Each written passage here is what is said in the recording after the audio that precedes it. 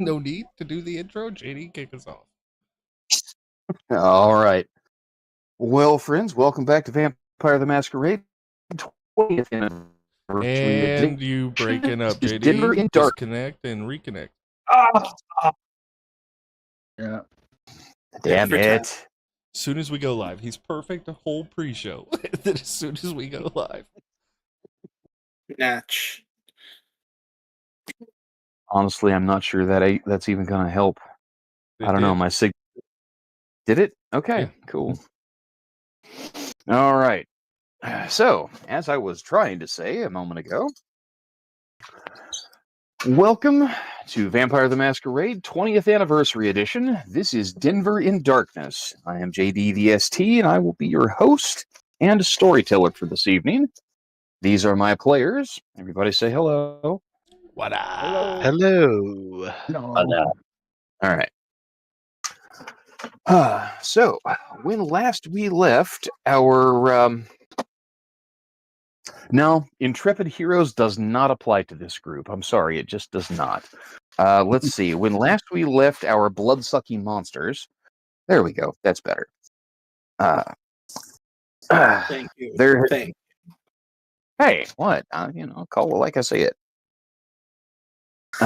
We had some developments, but I think we're going to go ahead and we're going to let one of the players give us our recap from last week's session, thereby earning a bonus experience point. Who wants it tonight?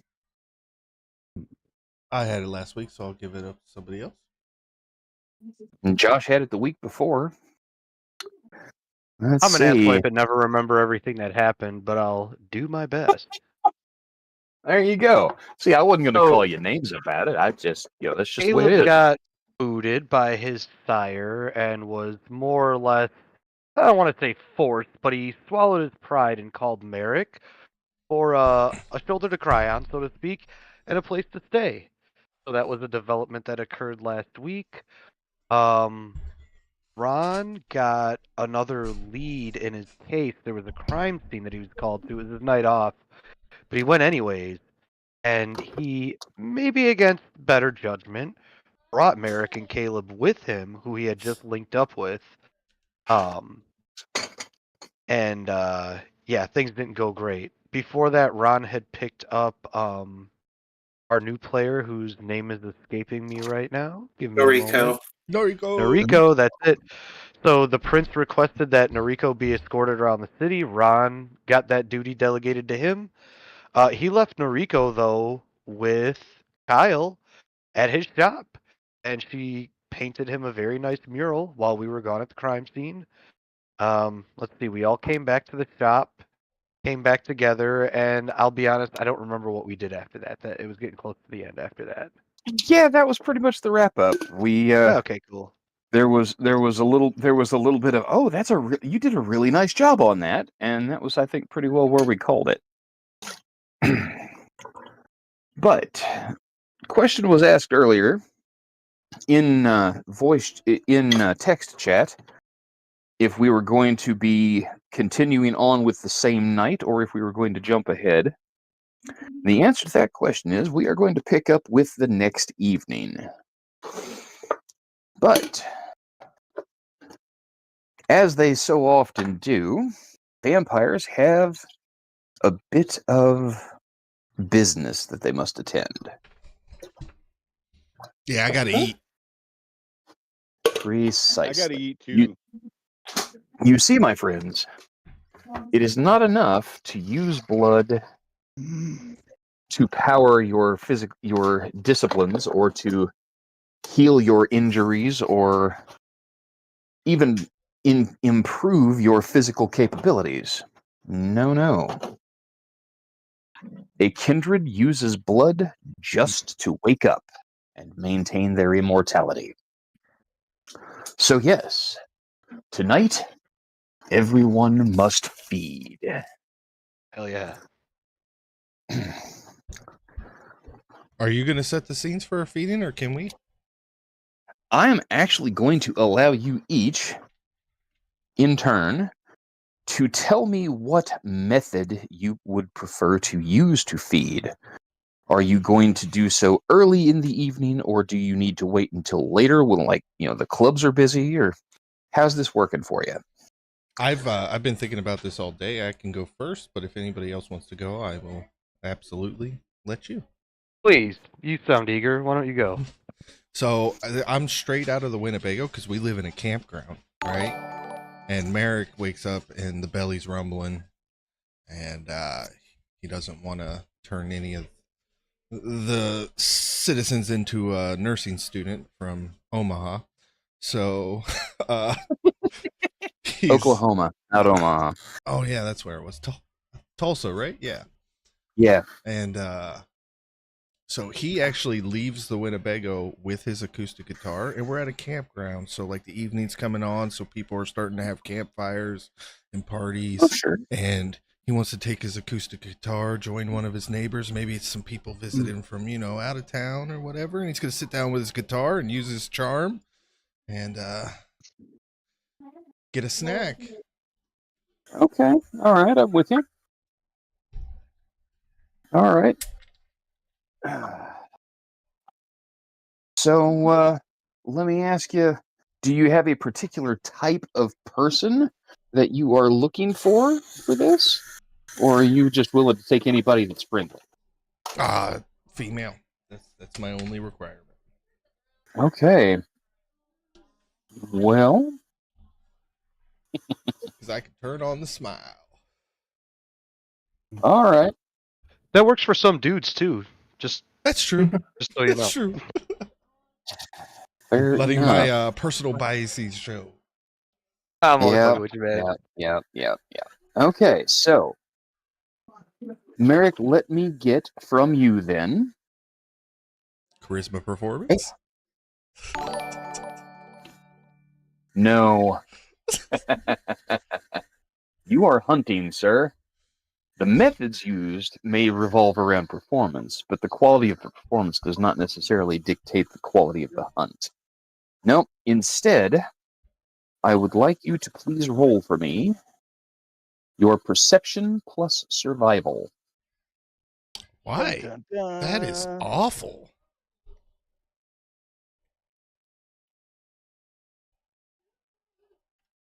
Your difficulty here 2 is going to be a successes. standard 6. Very nice. Okay. With a 10. Hey, look at that. Very nice. All right. Now, here comes the kicker. We have already discussed you are currently down 5 blood points. Are you filling up off of a single victim? Or are you going to spread the love around to avoid hurting anybody? Yeah, I don't want to hurt anybody, so. Okay. In that case,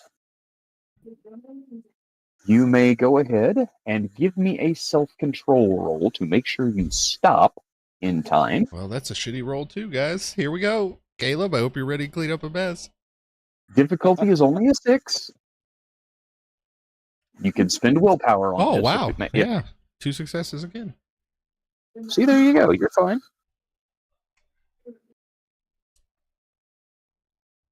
But that does occupy the first hour of your evening and only nets you 3 blood points. I'm okay with that. So you are ahead of where you woke up, but you are not full. So let's move on to Caleb. Caleb, I've got a real serious question for you. Karina has sheltered you in ways both literal and figurative throughout the time since your embrace. Yeah. How are you going about feeding? Well, the good news is, due to his nature as a professor, he does have access to a pretty wide population pretty easily. Okay. So you're going to rely on your herd. You're going to find somebody and use your mental whammy on them. Drunken college. Yeah. Student. All right. Now, more exhausted grad student. Exhausted grad student. Okay. So let's go ahead and get the same perception plus survival roll from you. Okay, your difficulty is adjusted by your rating in the herd background. Do I get anything for domain? No. Oh. I thought domain was also hunting. Might be. That's all right. Honestly, in 5e, I think it is, but Nah. Yeah, no, that's fine. Whatever. So that is going to be 3 dice. Okay. I have nada Okay. on the survival. Shoot, right. How many dots do you have in herd? 2. Okay, see, that takes your difficulty from 6 to 4. So yeah. 2 successes. See, there you go. You are able to invite a grad student over to your office to discuss their work on a project for you, and then to have your way with the poor unfortunate soul. Please make a self-control roll for me. Yep. Okay. What's my difficulty? Target number is 6 here.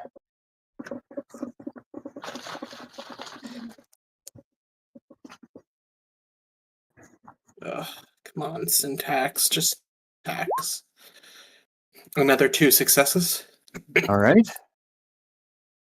So with a successful check on your self-control roll, you are able to stop without doing any kind of lasting damage to your victim.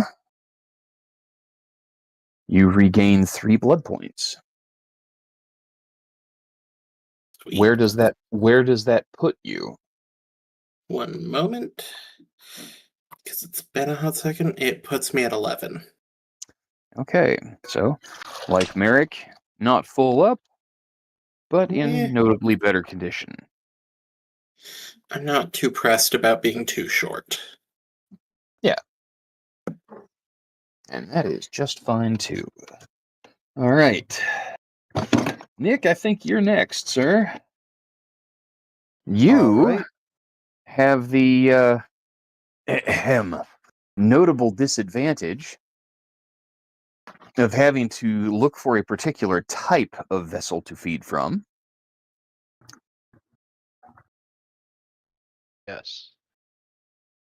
So what Ron has found successful in the past in his detective work is that people that kind of live on the fringes of society or looked at as like low lives, things like that, by some greater portions of society tend to have valuable information for people like Ron in his line of work and stuff like that.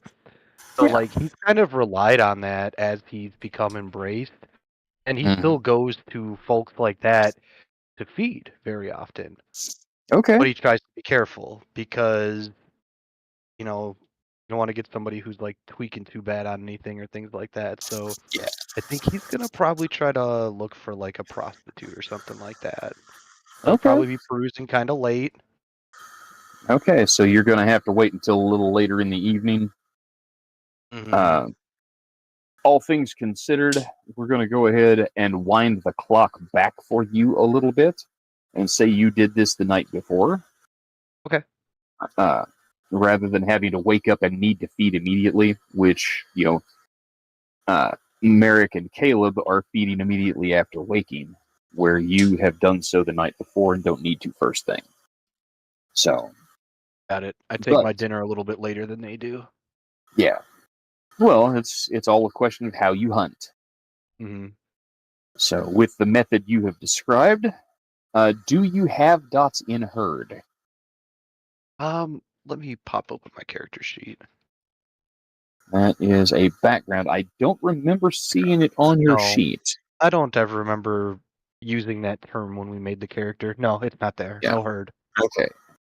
Okay. Well, that's not a big deal. Your feeding restriction being what it is, you go out looking for a likely victim. Looking for some Latina or Latino heat. I don't care if it's a man or a woman. I really don't. Okay. Well, in that case, let me have you go ahead and make for me a perception plus survival roll. Okay. All right, that's 4 dice for me. Okay. Here it comes. Hey, got a 1 success in there. Okay. Well, one success is still success. All right. So with that in mind, that indicates that you are able to find a potential vessel and find a private situation in which you may feed without attracting the attention of any others and without endangering yourself or the masquerade particularly. So the next thing is a self-control roll. I'm assuming you don't wish to do any permanent harm. No, I want to try to make this, just the standard feeding. Okay.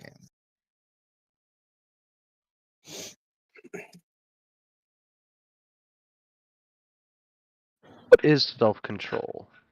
Self-control is a virtue. You will find it on the lower right-hand side of your character sheet. Ah, there it is. Okay, I got 4 dots. Okay, got 1 7, so it looks like 1 success. Okay, very good. That is all it takes. You are able to regain 3 blood points. And there you I haven't go. really used the blood for anything. Should these be going down at any point? It drops by 1 each night when you wake, no matter what else you're doing. If you don't, Okay. if you do not have blood in your system at sunset, you don't wake up. That's long and short of it. That's basically what it comes down to. Got it.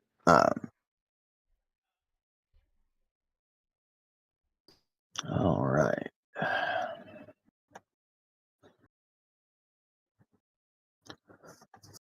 So,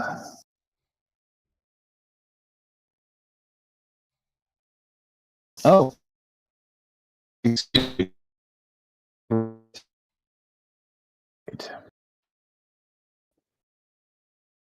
Now,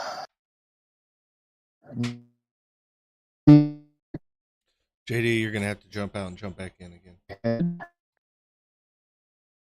dang it.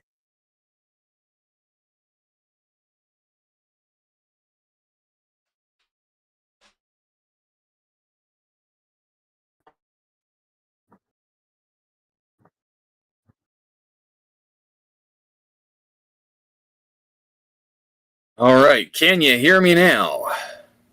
Absolutely. Yes. All right, that's better.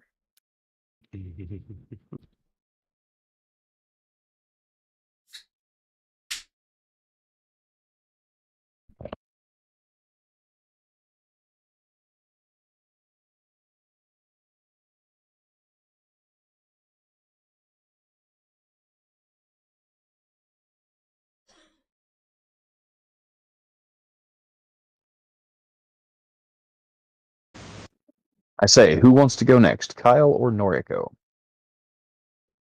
Okay, I can go. All right. So I was looking at my sheet and it says I have no blood in my blood pool. Well, we know that's not right, so I know. we're going to assume that you probably have. You know what? Here's what we're going to do. We're not going to assume crap. Eric, Please roll 1d10 and add 3.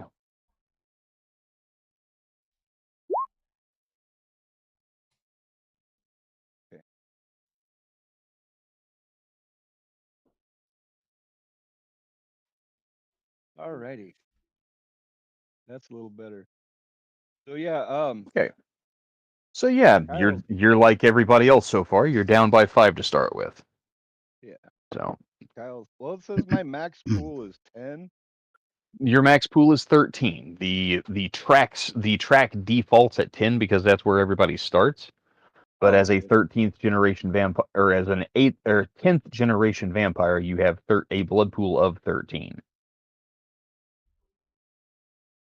So, Okay, so yeah, my method is fairly simple. I usually wait for the drunk or drugged individual to stumble in the alley and a little bonk in the head and a small bite, and they wake up with a headache and don't know okay, much better. very good, sir. Well, then let's go ahead and get a perception plus survival roll from you as well.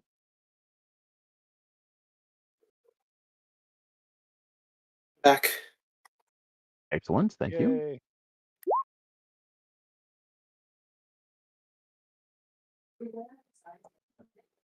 2 successes, a 9 and an 8. 2 successes, very good. You are able to find a donor. And with 2 successes, you actually do find someone who meets your criteria of being high on pot. You are able to ascertain that by convincing the guy to give you a hit off the doobie as you are approaching him.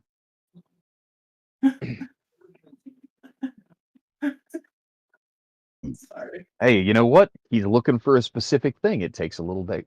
It takes a little bit of extra method there, you know. Yeah, man. But now Yeah, I'm sure it's I real need hard to. to find a pothead in Denver. It's not that hard. You know, I didn't say it was hard to do. It just requires an extra step. Sorry, Like- sorry. I'll stop being a smartass. Like literally one extra step to the next guy. Right, pretty much. Don't ever change a thing, guys. All right. But now I need a self-control roll from Kyle. Let's make sure he stops without doing permanent injury to his vessel. Okay, and you need what for the self-control? Self-control. So that is going to be a target number of 6. Let's see. Your self-control is a 3. That's not terrible. Oh, okay, I see it. Yeah.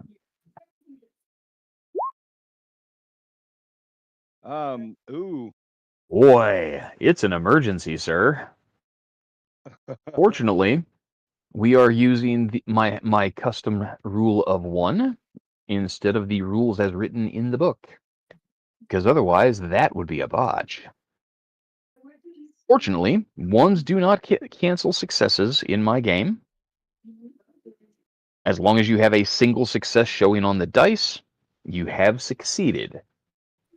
I'm sorry, But- 1s do not cancel successes? 1s do not cancel successes at my table. Fantastic. That's great. It can be. It is tonight.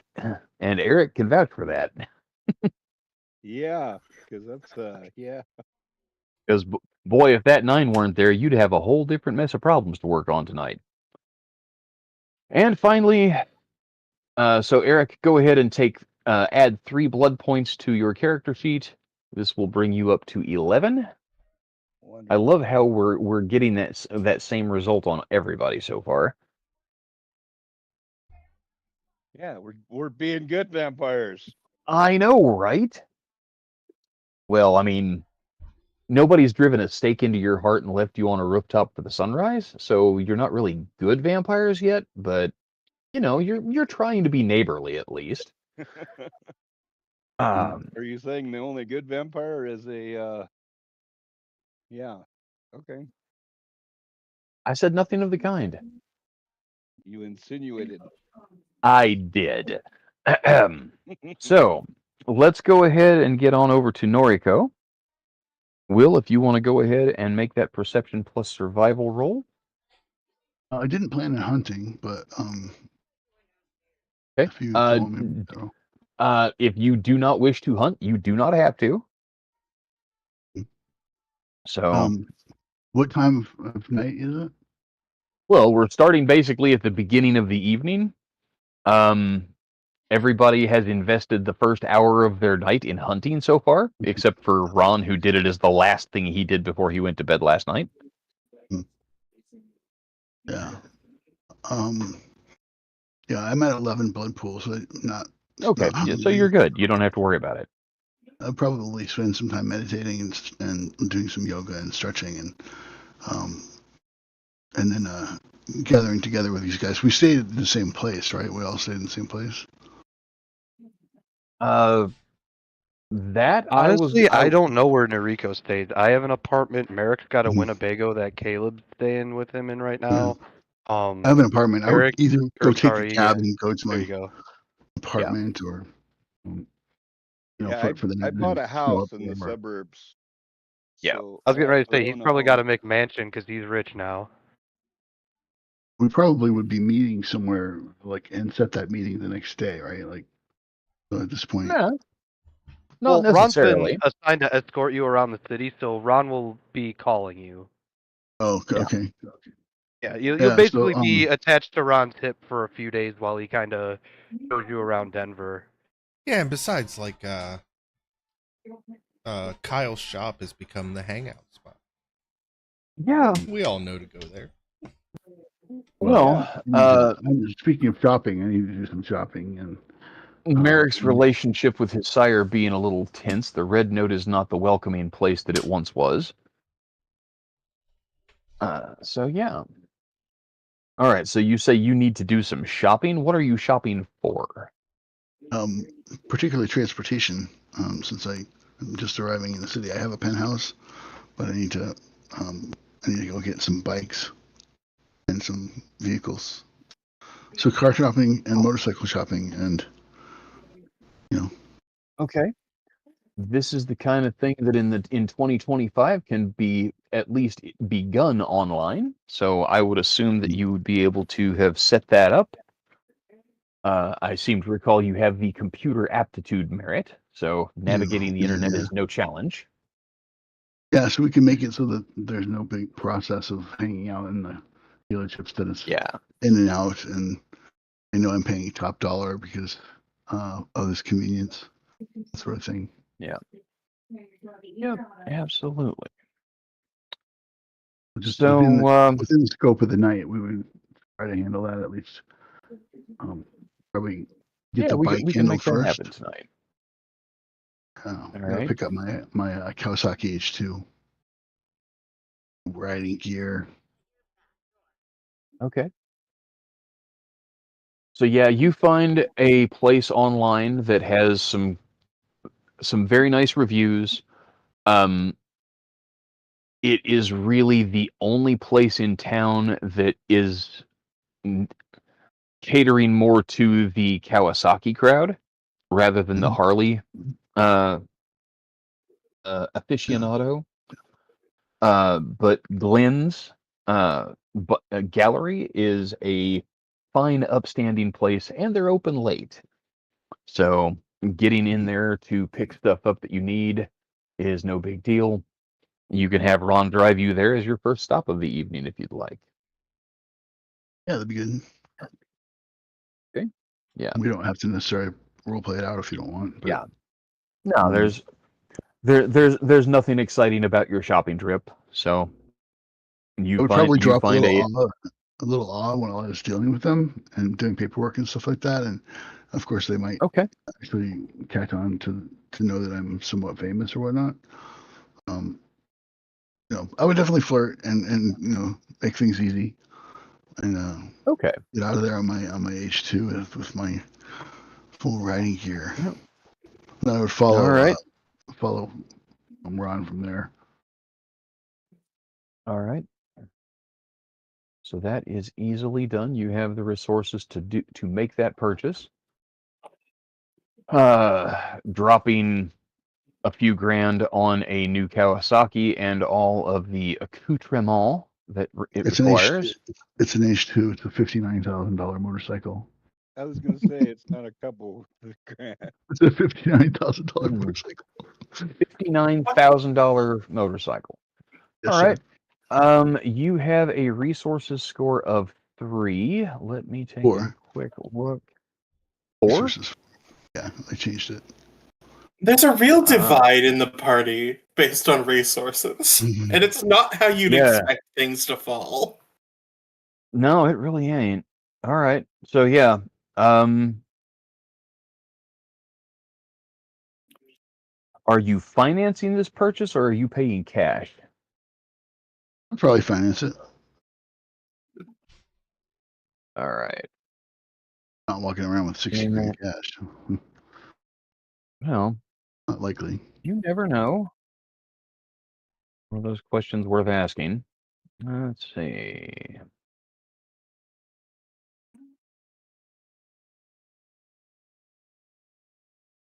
What chat are we supposed to be using for? The base model is 59,000. Yeah. Yeah. That's without Okay. Why does... Never mind.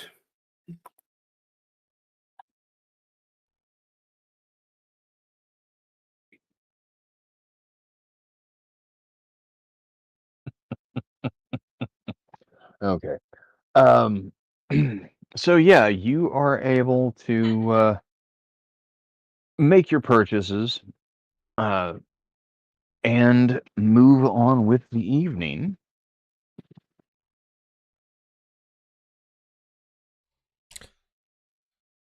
Merrick would like to check his email. Oh, yes, you do have a response that you're hoping for, don't you?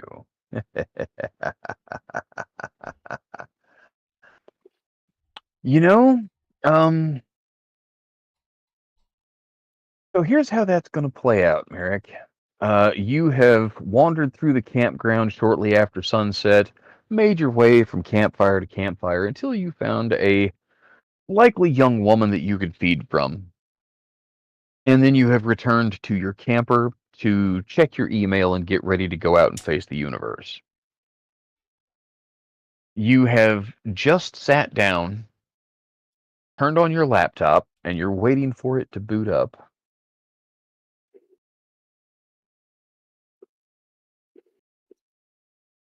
When your camper rocks as though it has been, well, struck by something. God damn it, Caleb. Did you see another cockroach or something? Oh, Caleb's gone. Be a rockin'. Caleb's gone. He went over to the university so he could feed. I feel like Merrick says that just on reflex and then realizes it and freezes.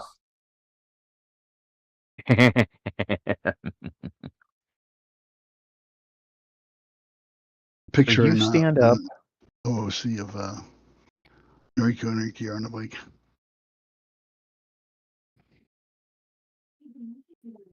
So you stand up and move towards the source of the noise and disturbance in your camper. Hatch it out. And what you find... I said hatch it out. Oh, yeah. And what you find, well, sort of, sort of alarms you.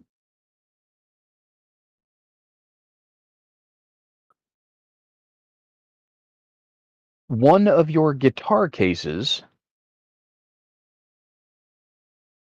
is lying across the walkway that goes up to where you sleep.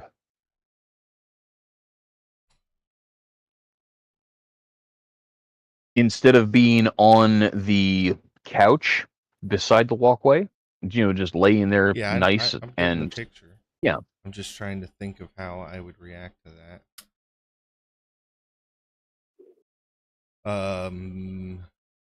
Listen, motherfucker. Normally we knock on doors, whoever's in here. Kind of rude to just make yourself at home without saying hello. Let's see. And I'm gonna strain my ears for just any little and squinting my eyes. I'm trying to perceive. Okay.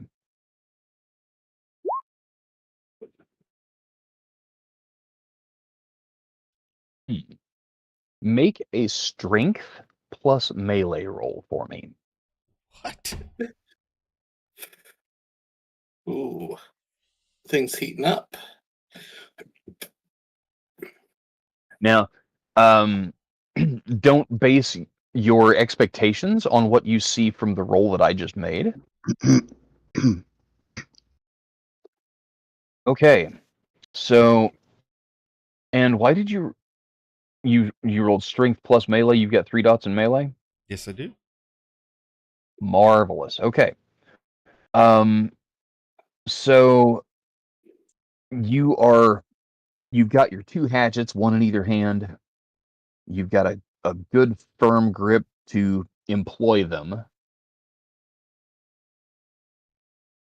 Imagine your surprise when your hatchets are ripped from your hands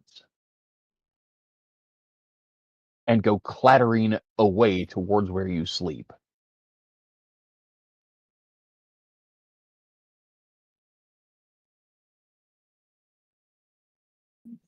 And if you will take a look in the Denver lore channel, you find yourself face to face with a face that truly not even a mother would love. Oh, Conrad. Constantine. That was close. Jesus Yeah, Christ. it's. Where are my children? Uh-oh. Huh? Yeah, uh-oh is fucking right. No, I said huh. Yeah. No, I said uh-oh. Oh. Yeah. Conrad is a Nosferatu. For those of you who may be listening at home who may or may not be familiar, they take the name of the clan directly from the classic films by the same name. The Nosferatu are the hideous, obvious monsters. The only reason they are able to move around through crowds of humanity without being noticed is they have a particular power that shields them from view. Only the And most... invention of the hoodie. Yes, the invention of the hoodie is also a nice bonus. COVID masks help a lot too. However, under the circumstances, Merrick, you are face to face with the ugliest bastard in the city. You have encountered this person once, briefly, at Yeah, the I remember. prince's little get together. You do not know how old Constantine is. You do not know how powerful he might actually be. You do know that he is Max and Shelley's sire. And of course, someone had directed you to reach out to him. Only now it seems like maybe he came to reach out for you. Right. And I'm gonna look at him and be like, Max and Shelly? Last I saw them, they were with Booth's sire. What's her name again? Wilkes. Wilkes. At Elysium. That's the last I saw him, and that was about 5 days ago or nights ago. They have not returned home in that time. I have been unable to reach them. What happened that night? well, I was planning a robbery, but Max and Shelly, I mean, it's gonna sound like bullshit. You're not gonna believe me, but they said they saw a werewolf. His eyes widen in horror. Did you tell anyone about this? Well, that's why we were with Wilkes.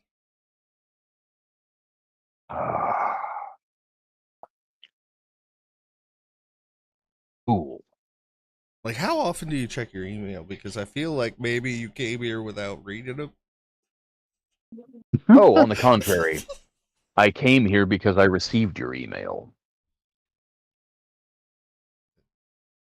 I was able to track the IP address from whence it had come, and that is how I located you.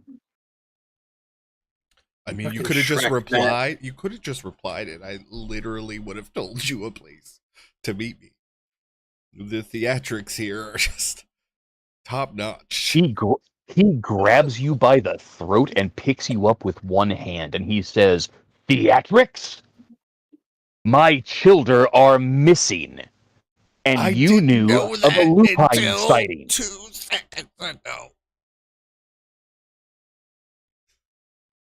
The theatrics are justified. Gay. I love him. He just tosses you back onto the couch that you were sitting at with your laptop. I mean, casually, one-handed. Oh, wait, I don't breathe. Fly through the air back to where you were sitting. The camper rocks again.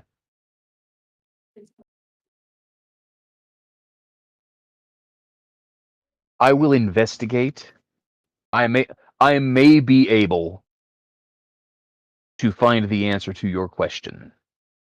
I didn't even ask my question. Whoa, you are really good at this. You didn't ask in the email. You've been asking everyone in the city. Your friend Ramon's ghoul was killed, and you want to know by whom. Fine. I may be able to help you. But before I give you any information, you will do this for me. Find Max and Shelly, or find the lupine they cited. Go find Bigfoot, or go find 2 Nosferatu who can obfuscate. You realize that I'm just a bruja, right? Do you want something punched? I can punch something instead. Shut your foolish mouth. You know where they were when they saw the creature, yes? Elysium. Which one? The gallery. Merrick. Thank you. Now we're getting somewhere.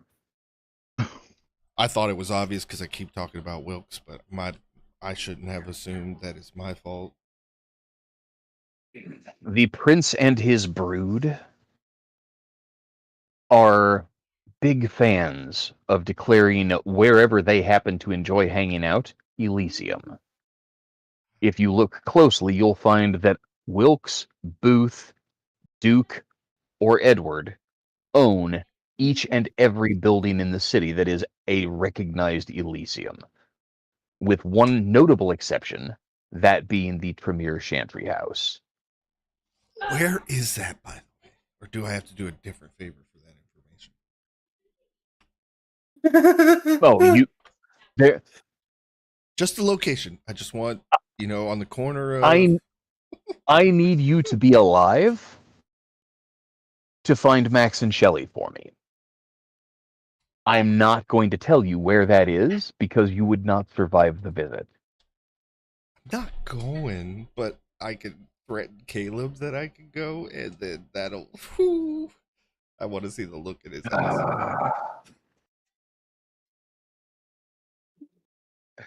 I have wasted enough time with you. Max and Shelly, sure, I will ask Wilkes if they said anything before they left, but I doubt it.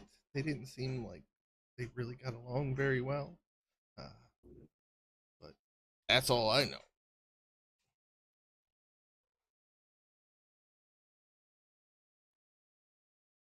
My missing children are my priority. If you want my help in finding the answer to your quest, then you will make finding them your priority. Do I make myself clear? Yeah.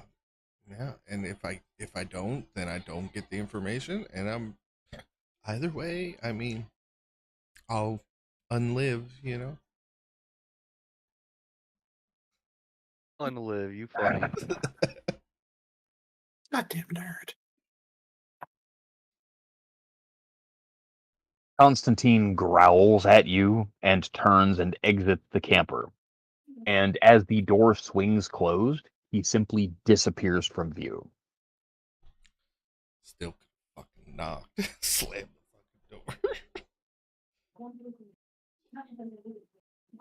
door. Ding, ding, ding, ding, ding, ding.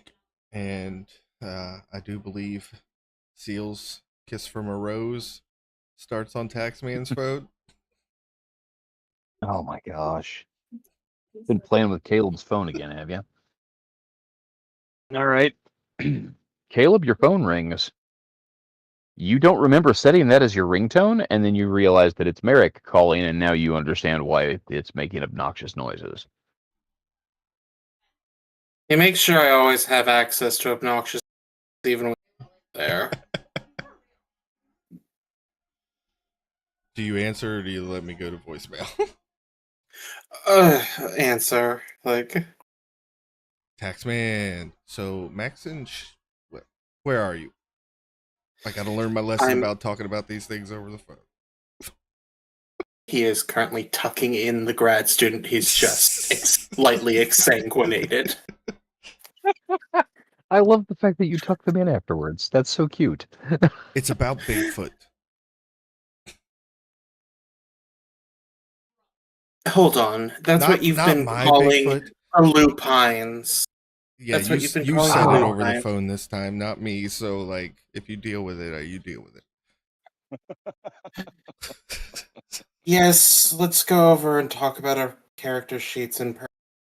This is a big pain in the ass over the phone. Okay. Winnebago? That's where I'm at. I mean, that would be convenient. You got a car? Okay. Yep. Me. See you in 10. Okay. So, meanwhile, Ron and Noriko have been out to a motorcycle dealership and bought some supplies to go with the bike. Caleb and Merrick have fed, and Merrick has been confronted by an angry Nosferatu elder. Kyle, what are you doing now that you've finished eating?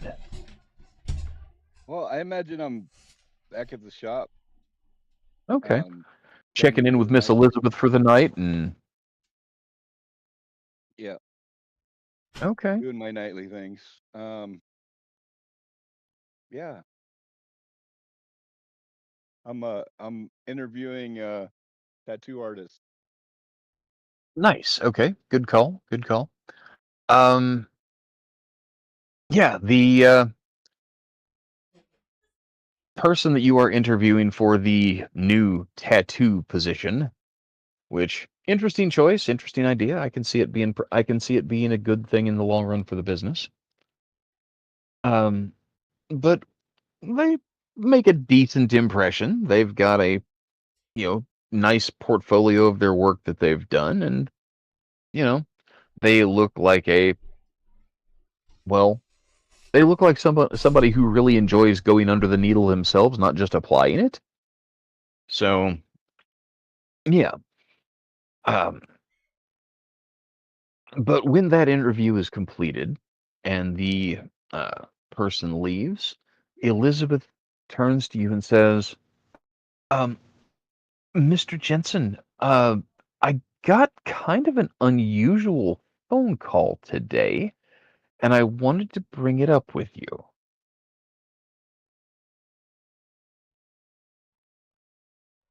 How much do we owe?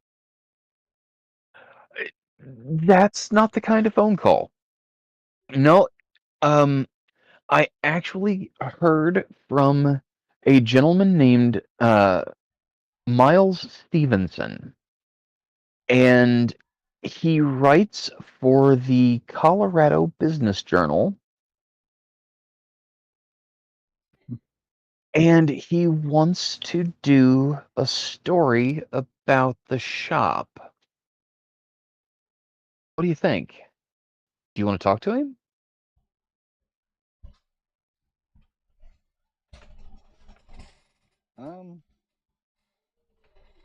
Yeah, I would talk to Mr. Stevenson.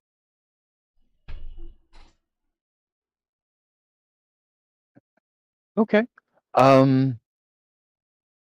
Well, and she, tears off a piece of paper from the notepad she carries around and she hands it to you. She has the gentleman's name, telephone number, and email address all listed out there, along with the website for his business journal. And well, I took down all of the information that I thought was relevant, and here you go. And I'll let you take care of it then, unless you want me to call him to set up a time. What publication is he from? He is with the Colorado Business Journal. They it is a I guess they're supported somehow by the Small Business Association, but they're I've heard of them before.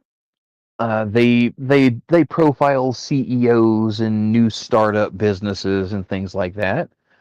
Um, but I've never heard of them doing I've never heard of them covering a dispensary. Well, it It might be seems kind of, because of the pristine location. well, maybe that's it, but and maybe there's just a I don't know. It seemed odd somehow.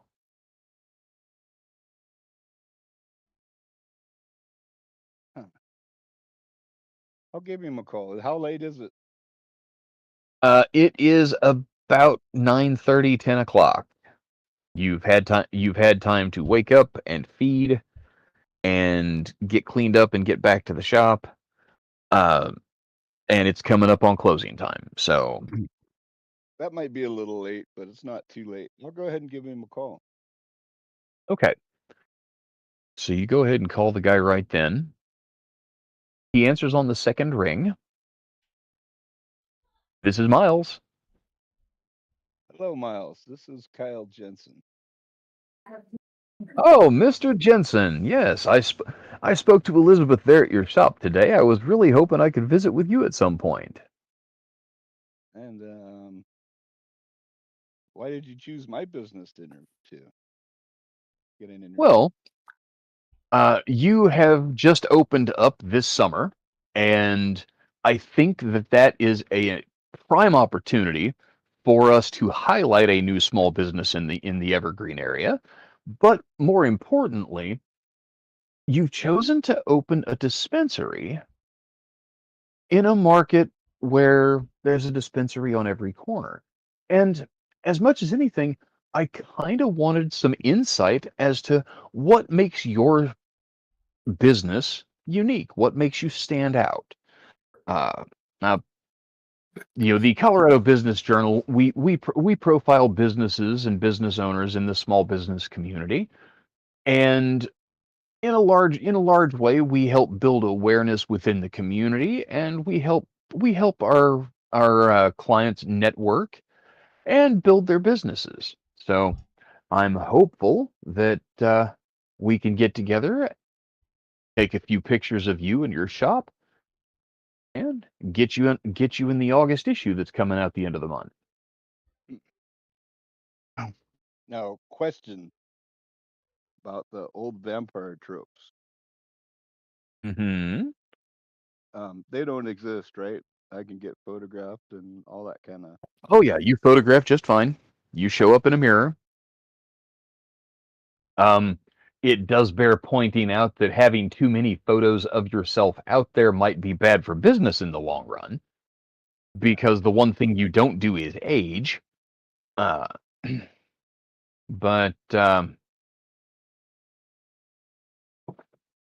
yeah,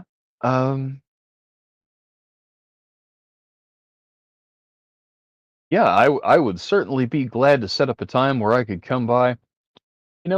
Any day any day in the next 4 or 5 would be fine. After that, I'd have to push the piece back to the September issue. How about meeting for dinner? My treat. Certainly, that's just fine. So tomorrow night or the night after? We can do it tomorrow night. Excellent. Say 6:30. Please note it is midsummer. It's not getting dark until 8:30, 9 o'clock. So my friend, sunsets at 8:22. I never eat quite that early. 9 o'clock. Okay, 9 o'clock there at your shop. I'll see you then. Sounds fantastic. Thanks for your time, Kyle. I look forward to meeting you. Absolutely. And I hang up. Then I call Detective Ron Green. Oh my. Steel Kids from a Rose begins playing, and Ron Green looks at his phone. Yes. Maybe. Yeah. Did Merrick get everybody? That would be great. I'll allow it. Shit. The cop let the punk fuck with his cell phone. Damn. I mean, we're all kindred now, right? More or less. Yeah. I think More or we should less. all agree we trust each other. Yeah. Well, by Oh yeah, trust, absolutely. but What could possibly we're go all there, aren't away?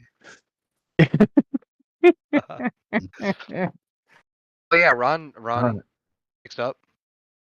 Kyle, what's up? Some weird shit happened. This guy called me out of the blue and wants to do an interview with me. And I was just wondering if maybe you could use some of your police influence to investigate him a little bit. My cat is attacking my foot. Why? I didn't do a fucking thing to you. You failed your animal Ken do roll. that for you, Kyle. He's trying to bite me, dude. It's not funny. I move my foot and he's feeding. like, maybe. I wonder if he's got food. Okay, now he's calming down. Oh, yeah, good. Ron's gonna Ron would agree to look into it, but he's gonna say, "I'm gonna be honest with you, Kyle. Doesn't sound that suspicious or strange. You're a business owner and somebody called you from a media outlet for an interview." Did he say something weird on the phone? Did he I don't know. Did he say something? He wants to interview me. Oh, well, that's I don't know. I've had to do interviews before. It's fine. What's the guy's name? Miles Stevenson from the Colorado Miles Business Stevenson. something or other. Okay. Does the name of the publication ring a bell, JD? Yeah, you've heard of it. Okay. It is a Denver-based publication, covers small businesses all over the state of Colorado. Sure. So he says, "All right, yeah, I'll look into it. I'll get back to you."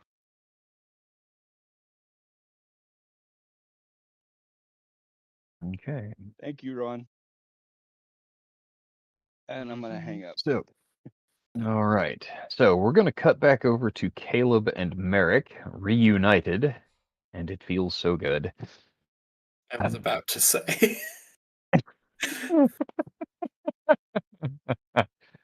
Caleb, you pull up at the Winnebago. And what does he find, Merrick? What kind of condition are you in? Because the ease with which Constantine stripped your weapons from your hands should be sinking in by now.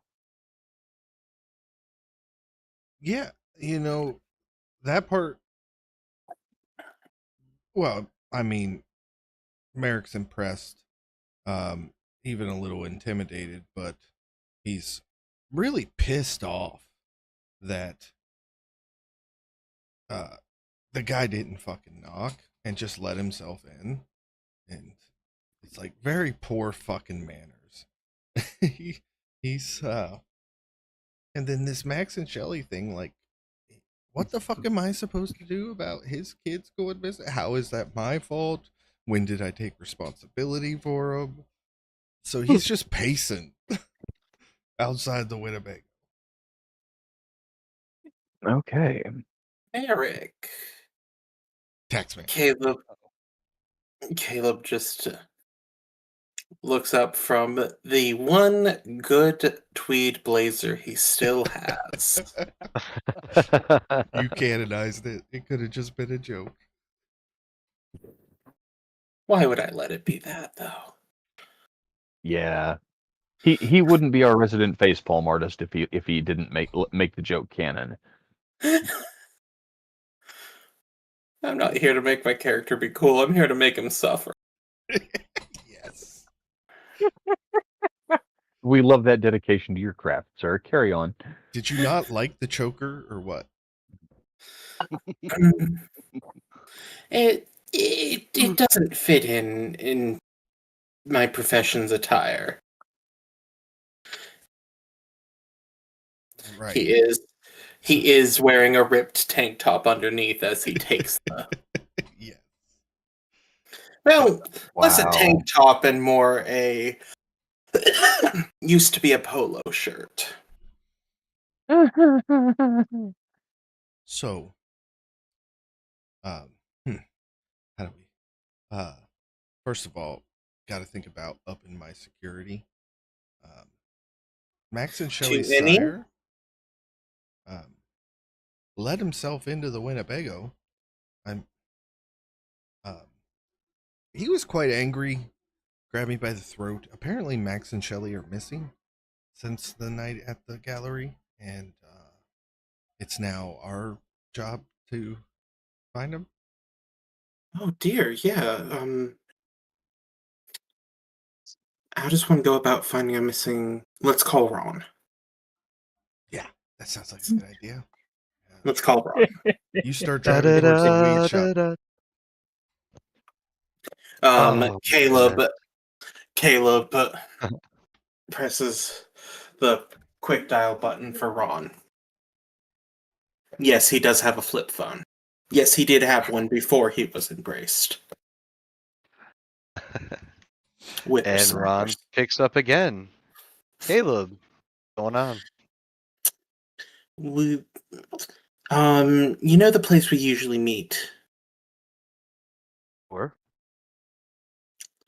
It might be good to meet us there. The punk and I have made some disturbing revelations. Ron's gonna chuckle when you say the punk. Okay. Yeah, I guess I'll get Miss Noriko here to pull over in a second, and I'll tell her to follow me. Oh, still on escort duty? Yeah, but she went and bought a pretty expensive bike, and I'm just kind of following her, and he's like just staring at her ass as she's like riding in front of me, just fucking driving the car and stuff. Yeah, I'm just, she's just going around the city, and I'm just following her, Yes, not going to critique the phrasing on that. Yeah, we will meet you there. Probably like 30 or 40 minutes. It'll take us a couple minutes to get out of the city and stuff, so. Okay, we'll fill in Kyle on the way. Or when we get there, because he will also want to know. God damn it, I was using code names and then I just said Kyle. Anyway. All right, tax man. I would cry. He's gonna hang up. Caleb, like, this is like the next step in our relationship. You didn't call me a punk. You called me the punk. The punk. The Yeah. punk. Who the That fuck represents else a whole would new. take that? At some point, Ron will, at the next traffic light, he'll pull up next to Mr. Rico, and we'll explain to her that we're gonna head back over to the shop, and everybody's getting ready to meet up over there. You could show off your new toy. She like gives him the flashes him the heart symbol and says, "Thumbs up," and then roll out, and I'll follow you. And when the light turns green, he overtakes the lane, and she can begin following him back to the shop. So right. we have reached the point in the session where I'm going to step away for a little bit, guys. So just Merrick explains what happened with Constantine when they get there, and I'll Okay. still be able to hear you guys, but I'm going to be stepping outside with the family for a little bit. Cool. Enjoy, man. Be safe. right. Enjoy. Have fun. Okay. Okay. Understood. So now's the time to betray all of Merrick's principles. Yeah. The second we find any. Wow. All right. So yeah, the group of you arrive at the Vibe.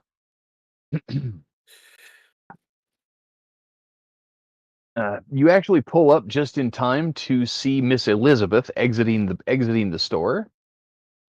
She smiles and waves, and oddly enough, this is probably going to hurt Merrick's feelings. She smiles and waves, but she smiles biggest when she looks at Caleb. Oh. And she goes and gets in her car and drives away. But Merrick looks at Caleb, looks after the young woman as she departs, elbows Caleb hard enough to knock him into the side of the car.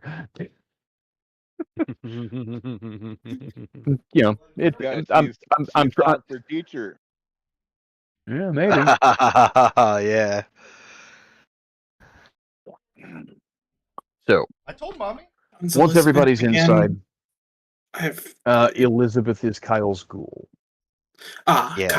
Kyle. Okay. Mhm. Oh, absolutely winks back, but then immediately feels like he needs to go to confession. Okay, noted. So you guys step into the shop. Merrick explains to all of you the content of Constantine's visit and his concerns. Max and Shelley have not been seen by him, and he's not been able to reach them by phone or email since the night that they saw the werewolf in the alley behind the gallery. So, as Merrick so succinctly puts it, and now he's made that my problem. Yeah. Mm. My thought is they mentioned a few times still having a house, yes? What if we get Ron to give us the address and we go there first? Maybe they're just holed up. Maybe they're just bunkering down. Constantine probably tried that already, but worth a That's shot. right, Caleb. It's the good instinct. You always have to check all the obvious places first, if nothing else, just to eliminate the possibility. Plus, if they are missing, they said they have a cat. Said the blood-sucking serial killer. Well, He was a serial killer before he was a bloodsucker. Serial killer. Whomst? Who's a serial killer? Anyway. Likes Lucky Charms. Oh my gosh. I can't. Merrick does point out that Constantine seemed to be very upset by the possibility that the lupine that they reported seeing might have been involved in their disappearance. And No, no. Merrick is still struggling with not believing in the lupines. And that's pretty obvious in his conversation. What does Caleb know about lupines? You know, that's a great question, Josh. Why don't you give us an intelligence plus occult roll What's with the a difficulty?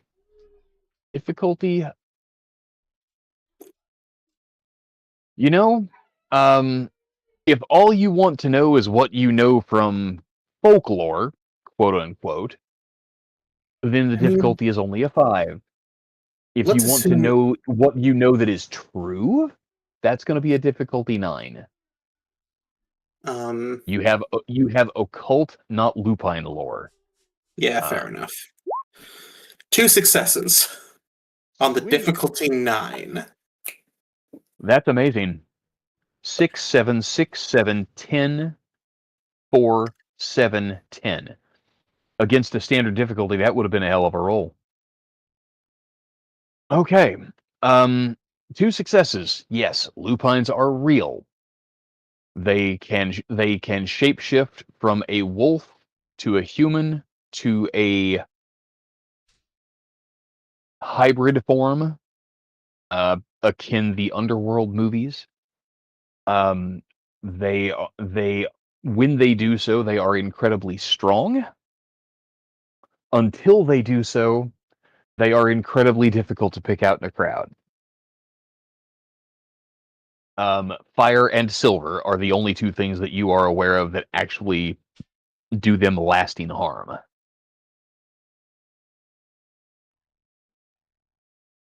Okay. Don't suppose I know what their auras look like. No.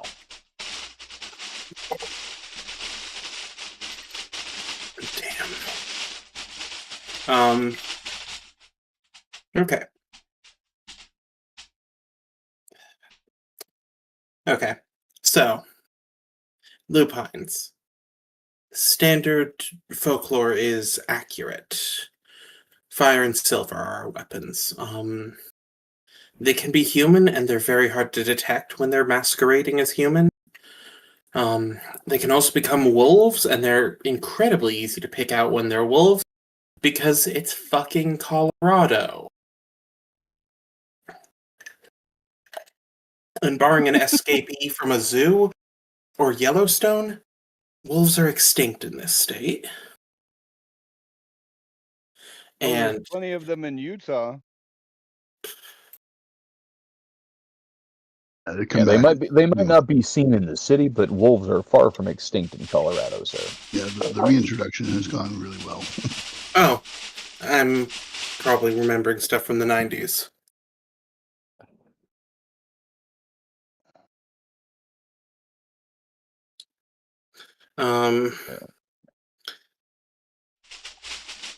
Oh, okay, yeah, no. Yeah, my information is from the 80s. Might be. There you go. Anyway, they're still real easy to pick out in a goddamn city because a wolf does not look remotely like a dog. Well, I mean, like, they got the same shape, but, like, if you've ever seen a wolf, you know. And then they have a hybrid form, which will be real easy to pick out. And then we'll be real easy to pick out their teeth, because we lose that fight. I didn't lose. Is there a way to trigger that hybrid wolf stuff aside from, like, I mean, okay, I don't want to sound like an idiot here, but, like, does a full moon transform them? Is this like the werewolves that I know from fiction, or is this something different? what I covered with Karina was, unless JD wants to give me that based on my 2 successes,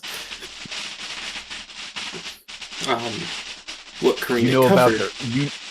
You know about their forms, you know about their vulnerabilities.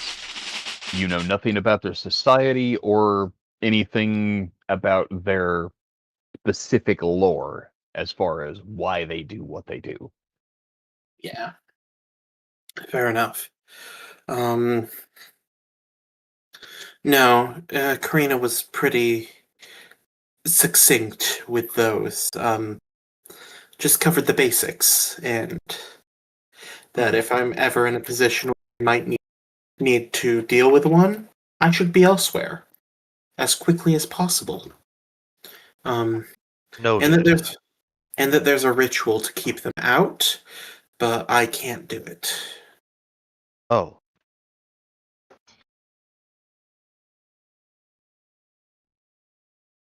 Now, when you say you can't do it, is it because you don't know it or because you lack the skill? No offense, just curious.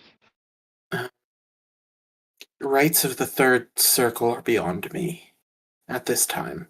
I need more practice.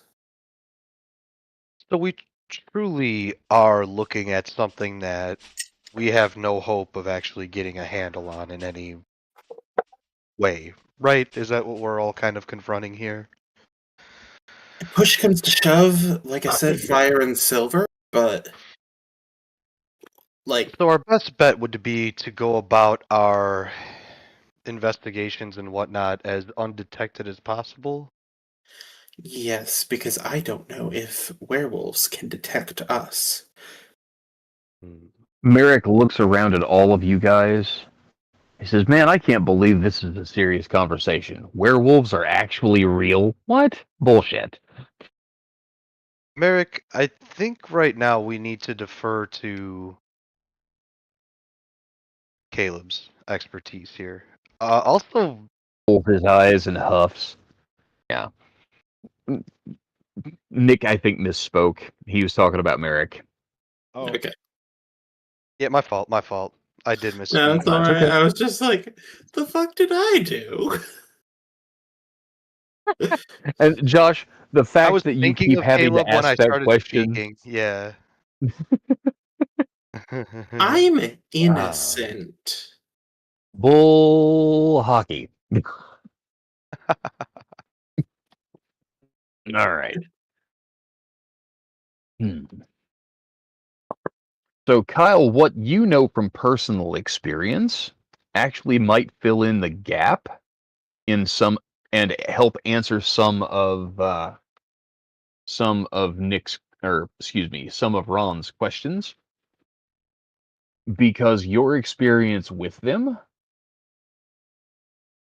the night that you had your encounter with them was a full moon, but you saw them shape change freely. yeah. So they were able to shift forms basically as they desired, even on the night of the full moon. Oh, But you also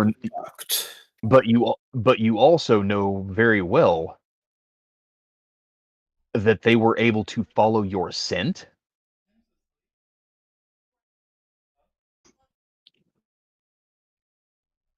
very easily as well. The only reason they didn't get you was the fact that you fell into the river that carried you underground. Yep. I'm back. Hey, welcome back. I heard all of that. I have no principles I and figured other you. things. Yeah. Well, I hope you don't mind me representing you. No. I feel like I captured your intent. Elbowed him into the car just like I would have. Exactly. All right.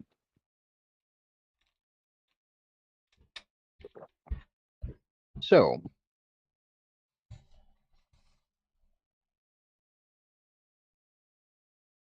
I don't actually have a voice present in this conversation, so you guys, this is kind of on you. Yep. It bears pointing out that Noriko has been very quiet. listening. Never encountered any lupines before, and certainly doesn't know how best to deal with them. She's not really that much of a fighter. She can defend herself, but I'm a little scared. We're definitely not looking to fight anything. But Oh yeah. we do need to, I guess, kind of figure out what happened with Max and Shelly. Which, by the way, Miss Noriko, and Ron's going to basically explain who Max and Shelly are. Okay.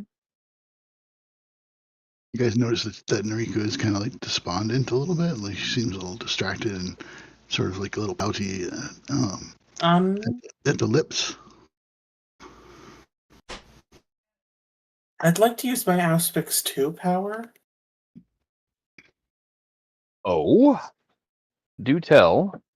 I'm just curious what's going on in that head of Noriko's. Okay. Well then, I suppose you need to make a perception plus empathy roll. Yep. And people wanted to act like I was crossing fucking boundaries by cutting sleeves off tweed jackets. This guy's diving into fucking his friend's brains. Only one. Only one success. So, Noriko, what would you say your dominant emotion is right now?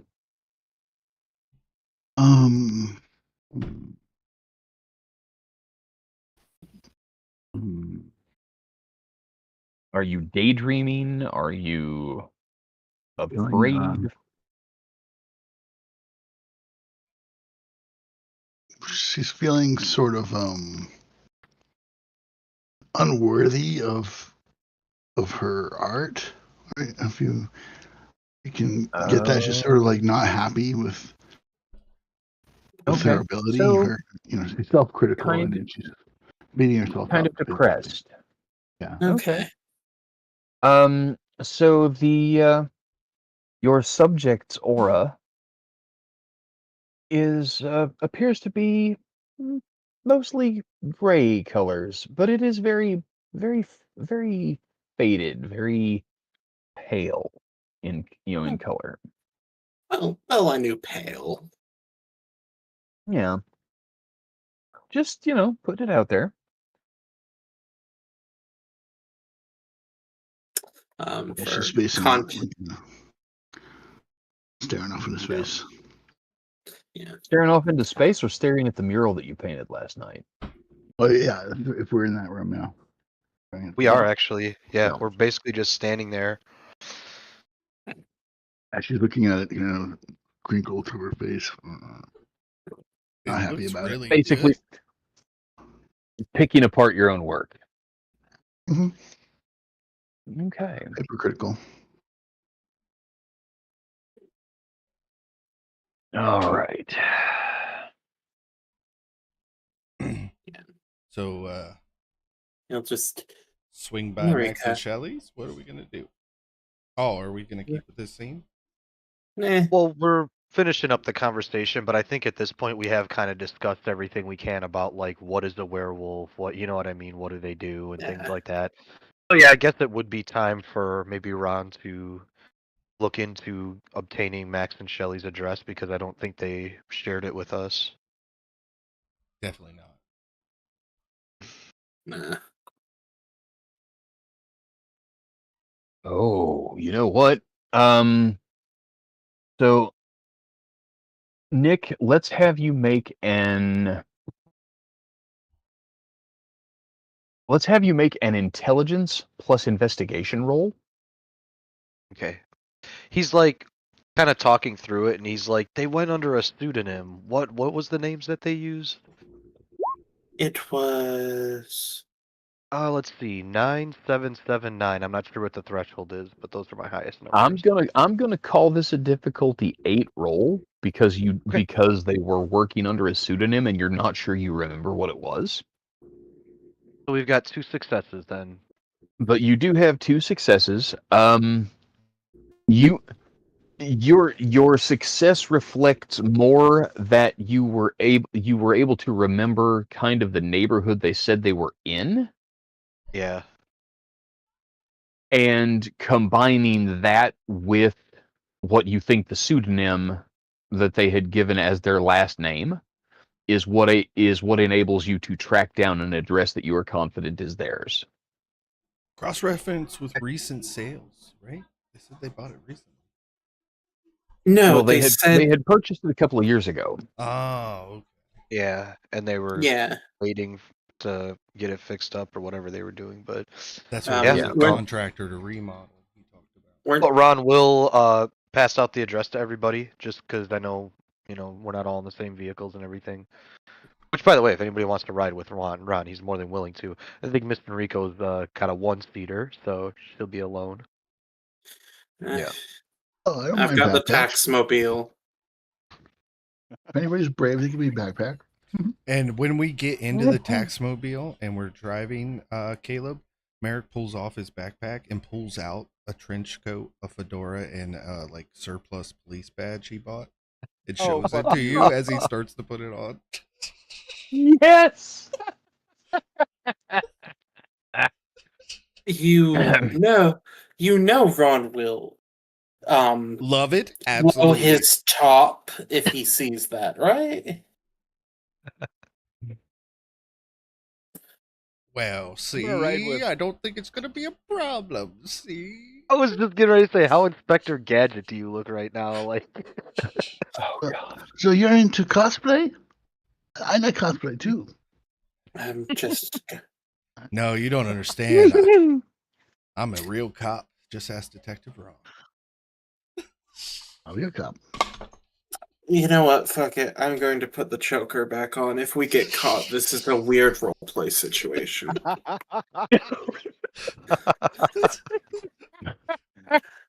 I knew something good was coming It's of got that. pink spikes.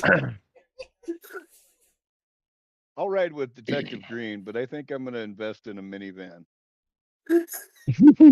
An old Volvo. A bunch of vampires riding around in a freaking Ford minivan. Oh my god! I was gonna say he's gonna get a 2003 Honda Odyssey. Watch. Yep. It's not even gonna be a new one. It's gonna be an old, like 20-year-old van. Oh, Look at him. like He's gonna be diapers. like, man, the tech on these cars is wild, bro. It smells like used diapers. Fucking Got a sticks. compact disc player, man. It fucking all right. Everybody stop. Everybody stop. Come on. All right. Yeah. Oh my gosh. Ladies and gentlemen listening at home, I'm so sorry. It's not that we have the attention span of toddlers, but we have the attention span of first graders. That's true. All right. So, you make your way fairly quickly through the city to the address that Ron was able to come up with for Max and Shelley. The address in particular is in a fairly upscale neighborhood. Wouldn't necessarily call it McMansion territory, but it's close. Nice, 2 and 3 bedroom homes primarily. Fairly recent construction. The new neighborhood in the last 10 or 15 years. But the interesting thing, you pull up at the house and everything looks perfect from the street. The blinds are closed, the doors and windows are all secure. I would like everyone to please make perception plus alertness rolls. Perception plus alertness. I think it's fair to say I'd have Auspex up because we're about to do something, Yeah, I think that's a good choice. What's the difficulty? Ooh.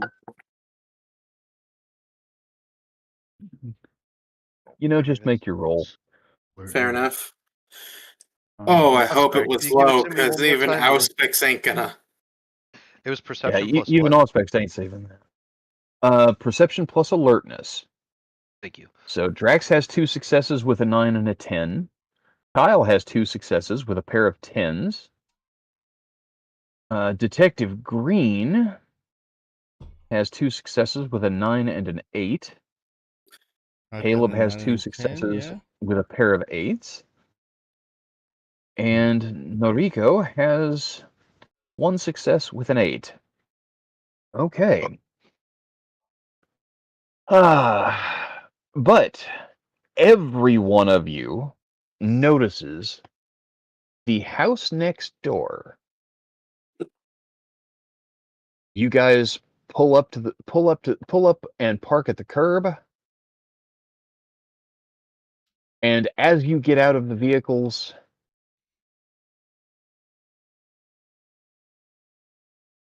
you notice the curtains on one of the windows in the front of the house next door part slightly and then close.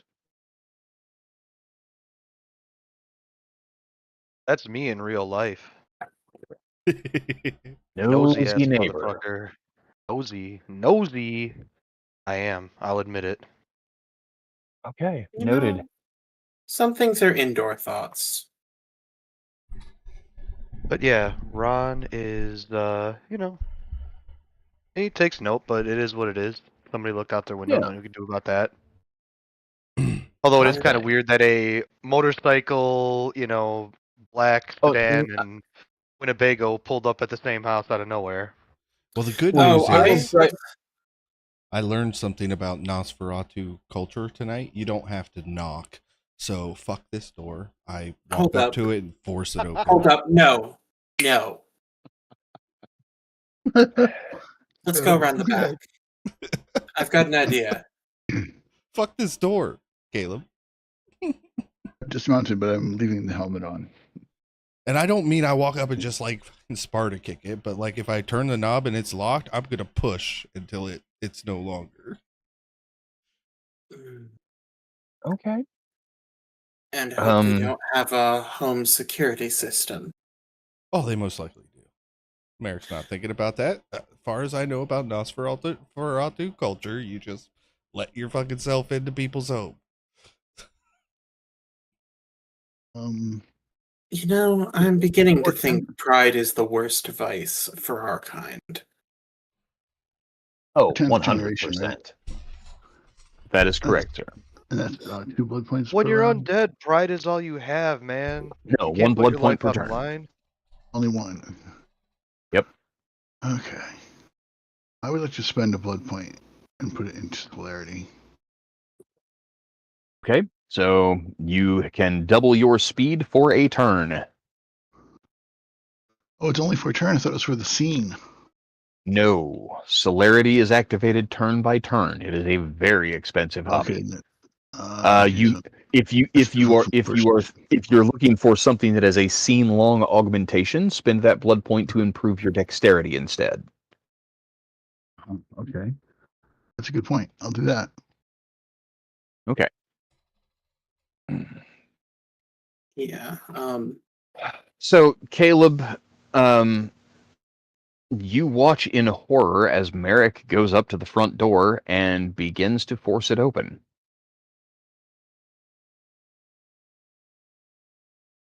And then, In a trench coat and a fedora, by the way. Yeah. So fucking conspicuous. If I may too, like Ron is just getting out of the car. He's just shutting the door. He arrived just moments after them. So he can't even stop Merrick at this point. No. You see Merrick walking up to the door. He's wearing a trench coat and a fedora. That motherfucker, he did exactly what he said he was going to do last night. He got a trench coat and a fedora. You see him walk up to the door. And as you open the car door to get out, you hear the crack of splintering wood as the door jamb breaks. With two dots in potence, the door does not stand a chance. Yeah. So yeah, Merrick, you force the door open. Yep. When the door opens, you immediately hear a high-pitched beeping sound. They got to change the batteries in that smoke alarm. Do you have dots in larceny, Frankie? No, none whatsoever. Okay, fair enough. Is this heard from the street storyteller? You, sir, cannot hear it from the street. It is Okay. a beep, beep, beep, beep, beep. It's the And countdown Caleb. to the alarm. It's not the alarm yet. Okay, got it. Right. It's the hi. You've opened a door. You have 60 Yeah. seconds to disarm the alarm. Mm-hmm. Oh, Okay. shit! I didn't think this through. Does anybody know? Should I just type a random number or? Merrick, you just said, man, they need to change the battery in that smoke alarm. Yes, You have I no doubts did. in larceny. You don't know what it is. Yep. I pull out a magnifying glass and I start looking around for clues. Caleb my will God. join him inside in lieu of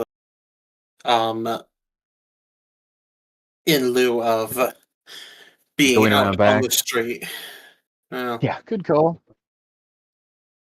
Ron, obviously seeing that Merrick is just kind of like shoved his way in and he heard the wood splintering, he is going to make haste towards the door, although he's not going to like run towards it. He's just going to walk briskly, try to keep calm. Merrick? Yep. What in fuck's sake was that? That's not Nosferatu culture. Merrick, I need you to swallow your pride for 10 fucking seconds and stop doing things like this. Now, there's clearly been a break-in, which means cops who aren't our buddy and fellow serial killer are going to investigate.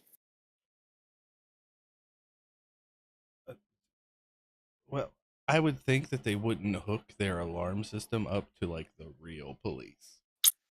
Oh, And then sure. the So, alarm begins going off. All right. It is Now you a very loud, extremely high-pitched shrieking sound. great Caleb? job. Caleb, Can we get yeah, out of here? yeah, Caleb, take 2 levels of bashing damage, and you are deafened for the next minute or so. yeah, You had yeah. Auspex on. Yep. No, knew that was coming, but sadly my character didn't. Yep. Okay. So now that the alarm is already blaring, I do have Mhm. 1 dot in larceny. Is there a way to get it to stop now that it's already going, or is it just too late now? Hey, go ahead, make an intelligence plus larceny. Actually, you know what? No, make it wits plus larceny. Oh, that helps me greatly. Well, it gives me 1 more anyways. So 5 instead of 4. I like it. My highest success was only 1/7. Well, 1 success is still a success. You get inside the door and find the panel, and you instantly realize that there are keys. One for it's got the red cross of an ambulance service. One has a fire icon, and one has has a shield, basically a badge outlined in blue on it. You think you've seen these where you can push that key, and that may silence the alarm. It's basically it's an acknowledgement for the authorities to use to say that, hey, boop, on officer responding, push this button. Okay. Ron is going to push it. Okay. And if the alarm stops, he's going to inform everybody that basically that just tracked that there's a cop here now. So we need to The be really alarms quick and we need to get the fuck out of here. the Yeah. alarm stops, But while you're talking, the little speaker in the panel comes to life, and you hear a man's voice ask, "This is Will at Atlas Security. Do you need the police?" Oh, Will, sorry. Accidentally tripped the alarm. Oh, that's fine. Can you please give me your name and your password? Fuck. Okay, so he's gonna start with password. He's gonna say, "Okay, my password is," and he looks at everybody and shrugs, and he says, "Constantine." And dude, I have no fucking idea what to say for name, so he's just gonna guess a name. He's gonna say Max something. He's gonna stick with Max and then go with a different last name. No, go with the last name that was on the paperwork for the house. I mean, that would be that would be the logical thing. That would be the logical thing. Nick in real life is panicking, like, "Oh shit, what the fuck do we do?" Ron is a lot cooler in head than Nick is. Yeah, right. Ron is like, all right, he's thinking this through. He's like, "We definitely fucked up, but there's a way to layer this to, you know." Whereas Nick is like, "We're doomed." I'm so sorry, Mr. Probescu. That is not the password we have on file from you. Are you in danger? I'm absolutely not in danger. I've just kind of got my hands full running errands, bags of groceries. It's no problem. Of course, sir. Then I just need you. I can bypass the call to the local law enforcement. I just need you to verify the last 4 digits of your social security number. Ron is gonna look at the paperwork again really quick and see if that is listed anywhere on it. By God, it is. He's gonna take a deep, calming breath and read it off as if he was not reading it off of a paper and just reciting it from memory. Oh, that's perfect, Mr. Popescu. I'm so sorry for the inconvenience. Please let us know if there's anything else you need. We here at Atlas Security are here for your protection, sir. Have a nice night. You as well, thank you. And like openly sweating from his brow, Ron just kind of looks at everybody and says, like, he's not gonna say it, he's gonna mouth, "Holy shit." Oh yeah, no. Like a well-oiled machine. Caleb, vampires don't sweat, and that's the only reason Caleb isn't soaked. Yeah. Lucky somebody. Fine. Yeah. Somebody else can take the lead. Where do we start looking? It should probably be the cop, right? You've dealt with missing persons before, I would guess. Listen, not to get too harsh on you, but your method of entry has severely dampened the amount of time we can spend here. Everybody spread out, all right, and just look for anything. Look for things that seem out of place. That's the most obvious thing. Second thing to look for is things that are too in place, things that are obviously staged. That's going to be hard. This is already like a staged place for them. Well, Yep. not every investigation is easy, man. They all have their own challenges.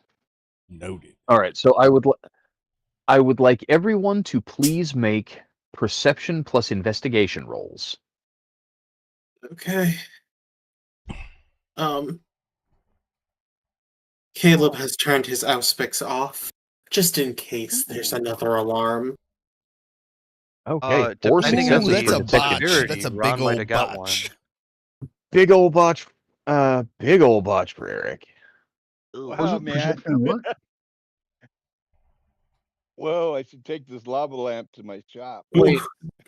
Perception and what? Not a botch for me. One Hold success. on, hold on. 1 success. 1 success for Caleb. Okay. And Will, that was a perception plus investigation roll. Investigation. Okay. Wow. That's not good. Okay. I mean, So, wow, and you've got 2 successes. Nice. All right. Very good. So the dice actually favor out, for the most part, the person who is supposedly the trained investigator is the guy who has 4 successes. Isn't that So something? How the dice work like I that? know it. Sometimes they do and sometimes they don't. I mean, Josh has almost as many dice for the task as you do, and only has 1. It's true. It's true. But it's almost like I just got blinded. I mean, yeah. Right. It's almost like your senses are all thrown out of whack somehow. Because of someone not naming names, Merrick.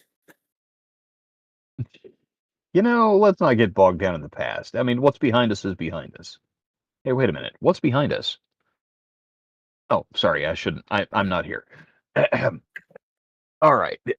So let's start with Kyle, because Kyle's the one that got the botch. You know what? Maybe that's the wrong answer. Let's start with Detective Green. Ron, okay. You've got 4 successes. All right. And Merrick's statement that he made, in all innocence, is actually a very keen observation. You quickly determine, as you move through the front rooms of the house, that Merrick's dead on the money. This place is immaculate. Yeah. It looks like a house that has been staged for a real estate showing. There is one throw cushion on the left-hand side of the couch. There is a matching throw cushion on the other side of the room on the opposite end of the love seat. Right. The fireplace is staged like it's ready for somebody to just walk in and strike a match and light it.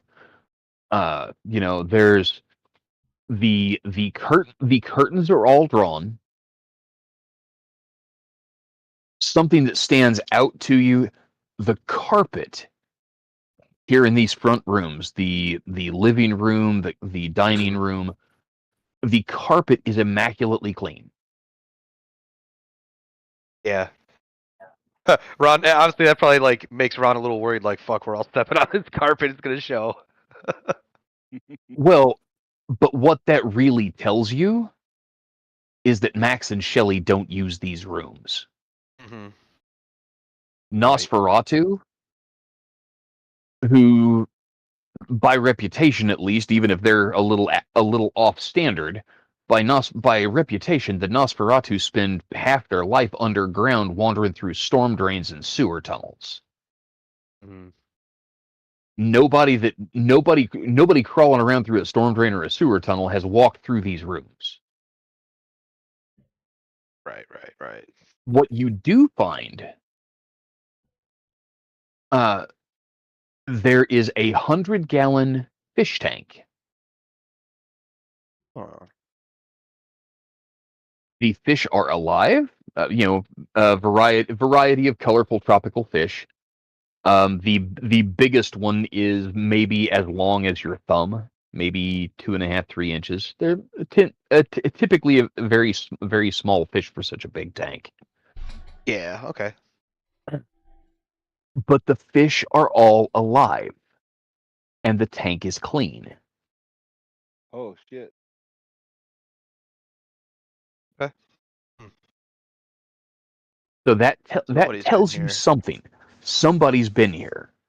Right. If they've not been seen in 4 days, yeah, something's going on. The other thing, you knew they had a cat, and you've not seen the cat. Okay. The final thing, the fish tank is built into the wall that divides the dining room from the kitchen. Okay. And while the carpet in the dining room is pristine, the flooring in the kitchen is a laminate floor. And you notice that from the kitchen, there is an exit out into the garage. with what they used to call a mud room. It is a small, like, coat room style place. There is a toilet, a sink, a large coat rack, and there is actually in the corner under the coat rack, there is actually a mop and bucket kept handy, and a spigot on the sink with a that will take a garden hose to fill the bucket. So it looks like whoever's been around the place, anybody coming in dirty changes out of their dirty shoes and pants here, rather than make a mess on the carpet. So, yeah. Is any of the equipment wet? Like, does the sink have, just the smallest bit of water still drying in it or anything like that? I'm glad you asked. Yes, there is actually a bit of water left standing around the drain plug in the sink. Probably used hours and hours ago, but still fairly recently. Yeah, sometime probably in the last 24 hours, this sink has been run. Mm-hmm. Now, let's move on. I'm going to leave you over here looking around the living room, the dining room, the kitchen, and the mud room. Yeah. Noriko, your curiosity actually draws you out to the garage. You pass through the mud room, you notice the fish tank. The fish are very pretty, but you try not to get bogged down and distracted by them. The movement tends to catch your eye, though, and it's kind of hard to move past it. But you go out to the garage, being kind of a gearhead, kind of interests yourself. You check the garage, and what you find there is interesting, to say the least. There are, in fact, space for 2 cars in the garage, but only one vehicle present. The vehicle that is actually parked in the garage is a the little 2-seat coupe convertible. It's the BMW. I forget the name of the model, but it's the little bitty one. It's kind of their lower end sports coupe. You know the one I mean? I Kind think of so. So, kind of flashy, but not really. Oh, you back? I'm sorry, I didn't realize you were having trouble. I was trying to talk, but there was nothing coming up. So, Okay. no, I think it's a Z. Like we used to call him a Z. I think that's right. Z5. That's it. That's it exactly. But yeah, just little black BMW sports car, and it is parked in the garage. The convertible top is up, and you see something that clues you in that yes, they definitely have a cat in this house. There is a cat door that connects out into the garage, and there are paw prints all over this car. Right on. If there's anything in the car, like if it's open, like you said, just looking for any like papers or receipts or anything like that, or look in the glove box. Okay. The car is locked, but with your 2 successes, you did notice there is a key box just inside the mudroom. Okay. When you check the key box, you find a fob for the BMW. Cool. On the way back So out, you're I able to fish. Yep. You unlock the vehicle, and you're able to start going through and investigating inside the vehicle.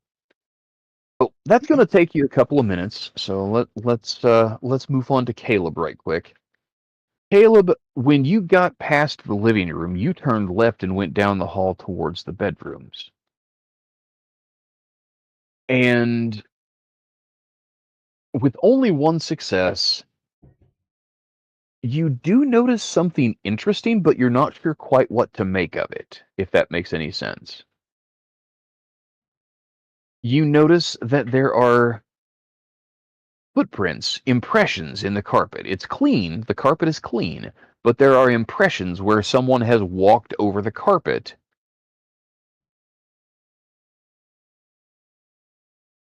Interesting. Okay. But the footprints that are fresh, that are still depressed in the carpet, don't lead to either of the two bedrooms.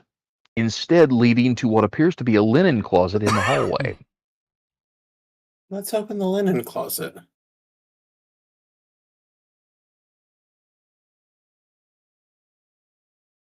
In these, what is doubtless the strangest thing that you have seen,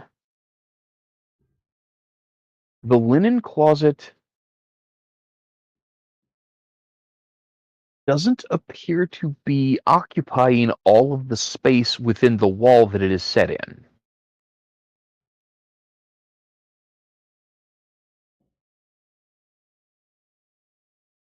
There's something odd here, and you can't quite put your finger on it with just the one success. I press on the back, like look for a false back on this. Ah, okay. So let's go back. Let's go back to those dots of larceny that you don't have.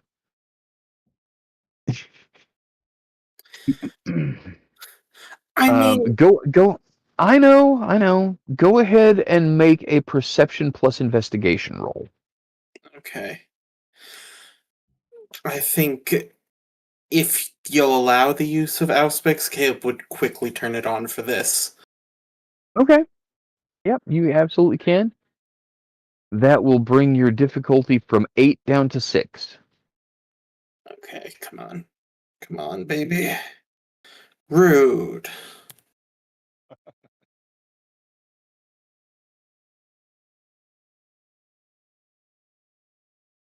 Okay. 2 successes. 2 successes. Okay. Yeah, you are able to ascertain. You kind of crane your neck and look up under the shelves in the linen closet are hinged underneath so that they fold upward.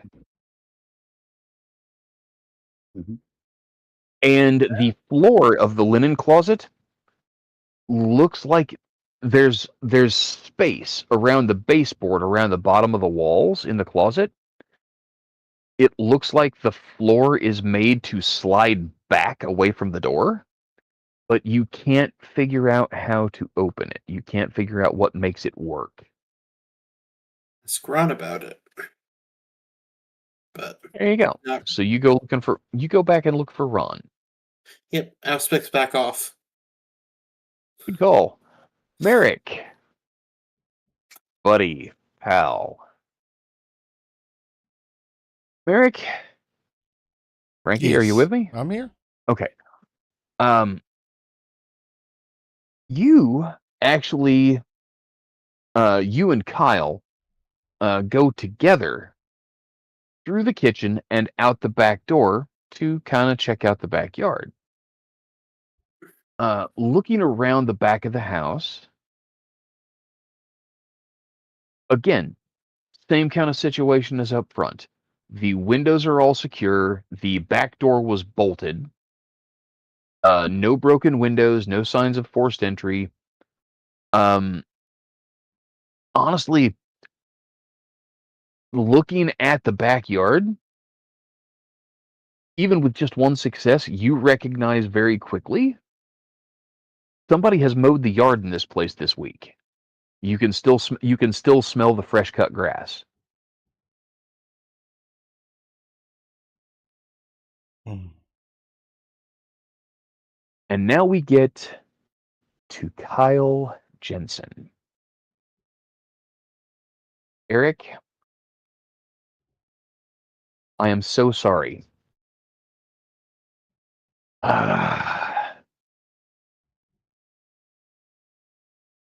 Eric, are you with me? Are you listening? Yeah. Absolutely. You wander around out into the backyard, and you notice something that none of your companions who are exploring the house would have had the chance to see. Oh shit. There is a dirty handprint at the top of the 6-foot privacy fence around the backyard. But it is not a flat palm print. It is the fingers of one hand where someone has reached up from the other side of the fence and gripped it and used it to, looks like, to jump over the fence. Inside the fence, just below that spot, you find a section of grass that has been kind of smashed down, trampled.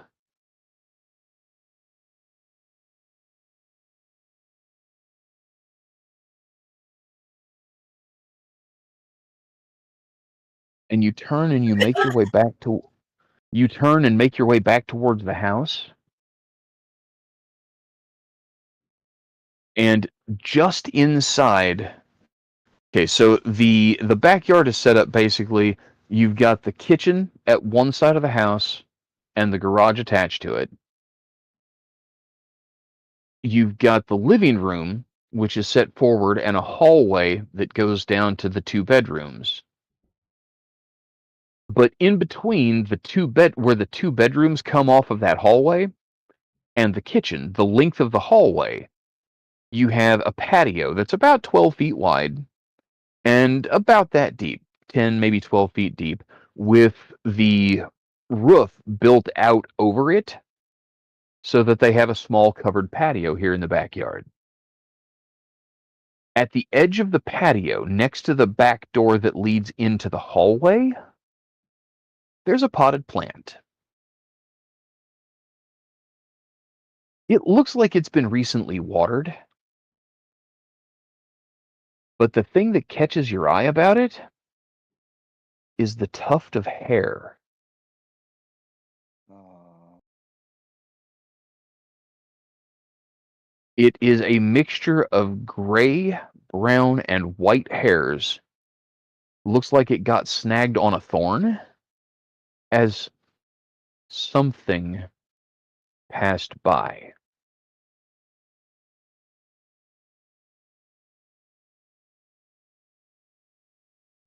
With the botch on this roll, you are absolutely certain that a werewolf has been in this house.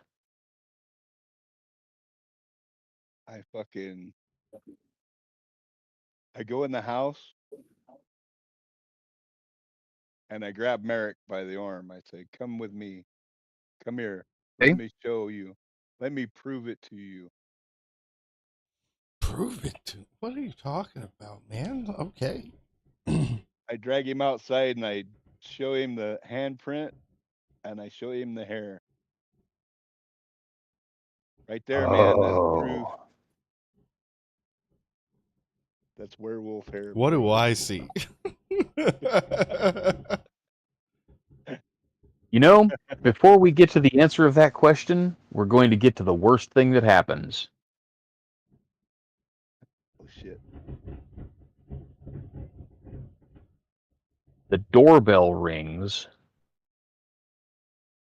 and you can all hear the front door swing open. Max? Shelley? It's Karen. From across the It- street. I mean, It's Karen yeah. from the house next door.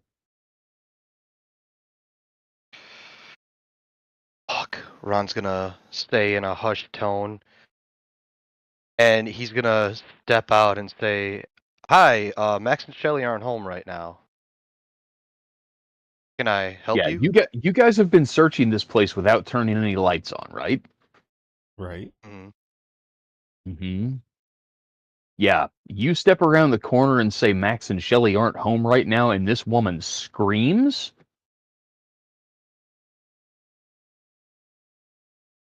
I'm gonna use celerity to run to the scream and put my hand over her mouth. Oh, that's perfect. Merrick, you respond to the sound of the scream by spending blood for celerity and racing to cover the woman's mouth to shut her up. As you approach her, you get between her and Ron. And that means you take the pepper spray that she was aiming at him. Oh, hell yeah. The least I can do. The Kind of a snack's gonna good be news, spicy. bad news. Good news, bad news situation. Pepper spray does not affect kindred nearly as strongly as it does mortals, but it is not a nothing. I need you to make a stamina plus fortitude roll, please. And if you fail, you That sneeze. is 5. Okay.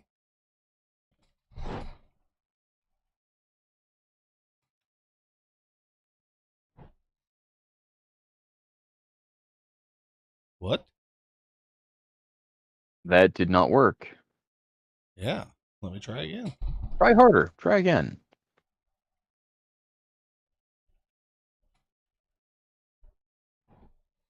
Hey, I There like you that. go. Oh my gosh. Damn, I don't think I've ever rolled 3 10, 10s. 6. Yeah, that's pretty incredible. All right, that's a good roll. Yeah. She catches you full in the face with the pepper spray. You recognize it immediately for what it is, and it does sting your eyes and it makes your throat burn. But it really doesn't seem to do anything else to you. You just shrug it off. Go ahead and make a dexterity plus brawl roll to grab the woman and cut off her scream. All right, so that is 7.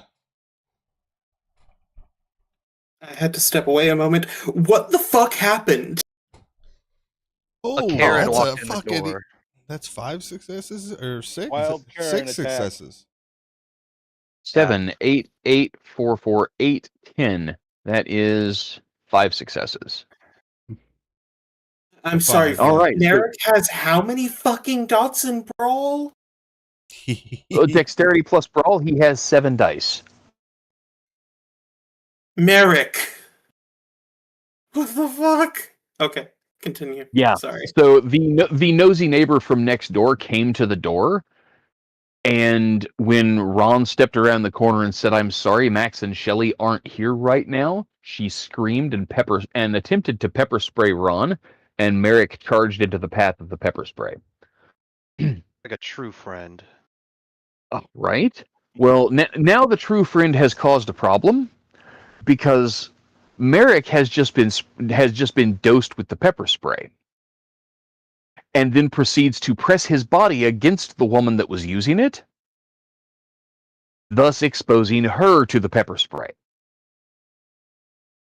So she starts coughing and gagging and crying, and her nose starts running, and she coughs and she gags and she pukes all over you, but she does stop screaming. Okay, so who's down how many blood points? I'm only down 3. You're about to not be. Oh, that's what I said when she sprayed me in the face. When he said she sprayed me in the face, I said I like my snacks spicy. Like I said, sorry, there was a bit of a storm. I had to help batten down the hatches. Yeah. Okay, so yeah, Ron this woman is all out freak out. Well, I put my hand over her mouth to quiet Yep, her you've down. got that done. And I'm like, shh, look, we're cops. And I show her my surplus badge. Max and Shelly are missing. We were trying to catch the culprits. I need you to calm the fuck down.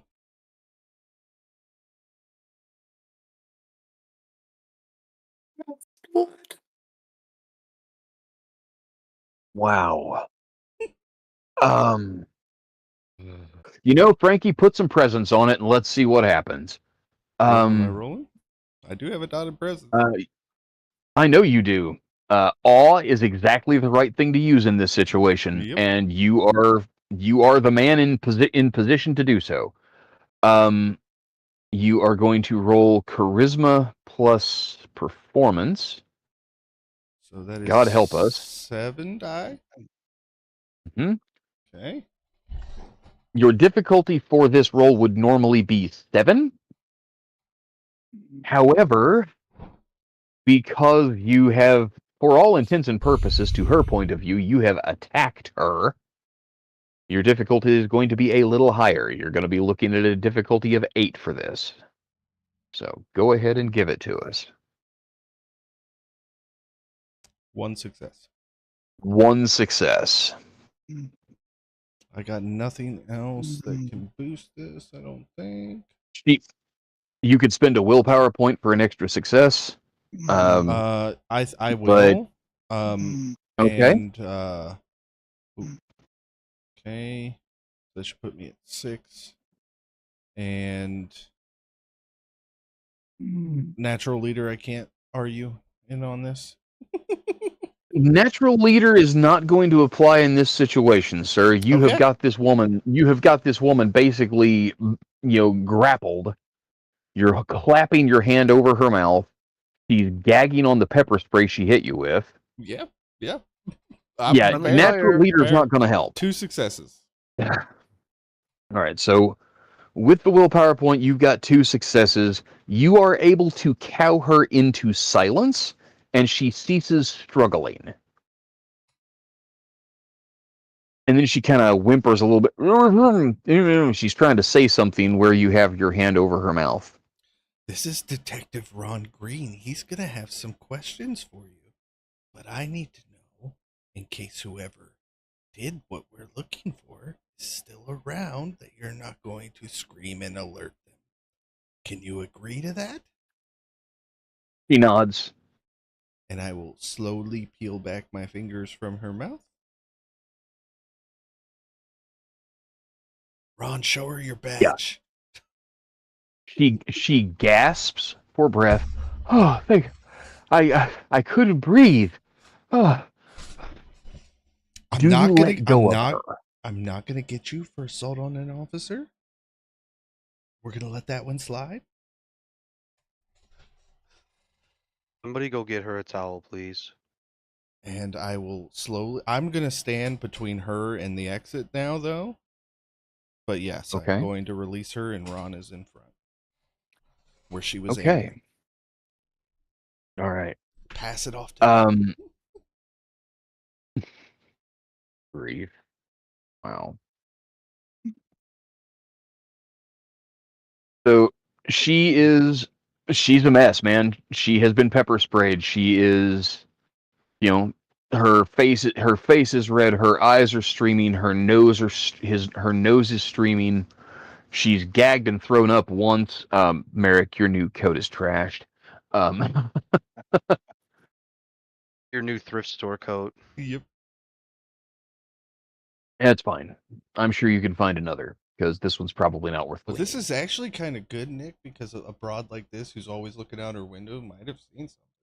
Got any questions? Well, we'll see how good this is, because after this, I'm gonna have to dominate her and change her memory of what the fuck just happened. I already figured that was gonna happen anyway. But you could ask some questions before you did it. Oh no, for sure. Hopefully, I don't fuck this up since you told her I'm Detective Ron Green. I did all of this knowing he had dominate, guys.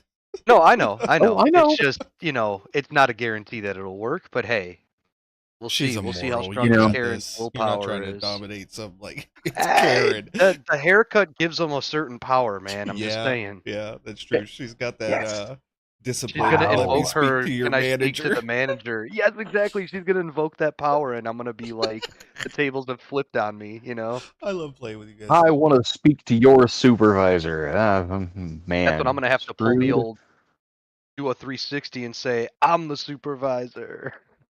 Just All All Okay. right. So, But yeah, he what is are your gonna questions? say. So we are trying to find Max and Shelly, and we're trying to get a bead on their last known whereabouts. When was the last time that you saw them? Well, they Somebody came get her a bottle of home. water, please. Yeah. They came home um just before sunrise about 4 days ago. Um, and they said they had to go. They actually came over to my house and woke me up. They said they had to leave town and they'd be gone for a little while. And they asked if I could take care of the fish for them. So I've been coming over every day to take care of the fish. I cleaned the tank Cat today. too? Oh, they took the cat with. Hmm. And they just said they were going out of town, but not where they were going. Well, Max and Shelley travel a good deal for business. They actually bought this place. They moved in, gosh, I guess 2 years ago, and then they spent pretty much all of the last year or so out of town. They Max does contract work for some big company. Uh, he's told me a couple times, but I don't remember. No, they came home and I guess they slept through the day and then they left just after dark the next night. How would you describe your relationship with Max and Shelley? Are you a well-known acquaintance or a Oh close yeah, they friend? uh well, I don't know about close friend. We don't get together for pinochle night, but they come to the neighborhood barbecue sometimes and not as much lately as they used to. But yeah, they're good neighbors. They have a service that they pay to take care of the lawn and they've got a lady that comes in and cleans the house for them, and she does a nice job. And no, they seem like nice, quiet kids. They've been good neighbors.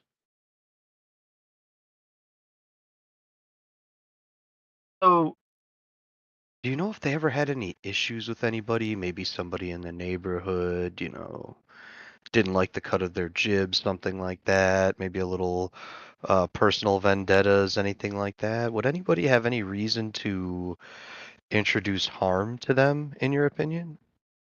Oh, I wouldn't think so. No. The uh, the first couple of months after they moved in, Max was kind of having some problems with the homeowners association in the neighborhood. But they got things settled out, and that's where he got the lawn service. And since then, everything's kind of been smooth sailing. Um,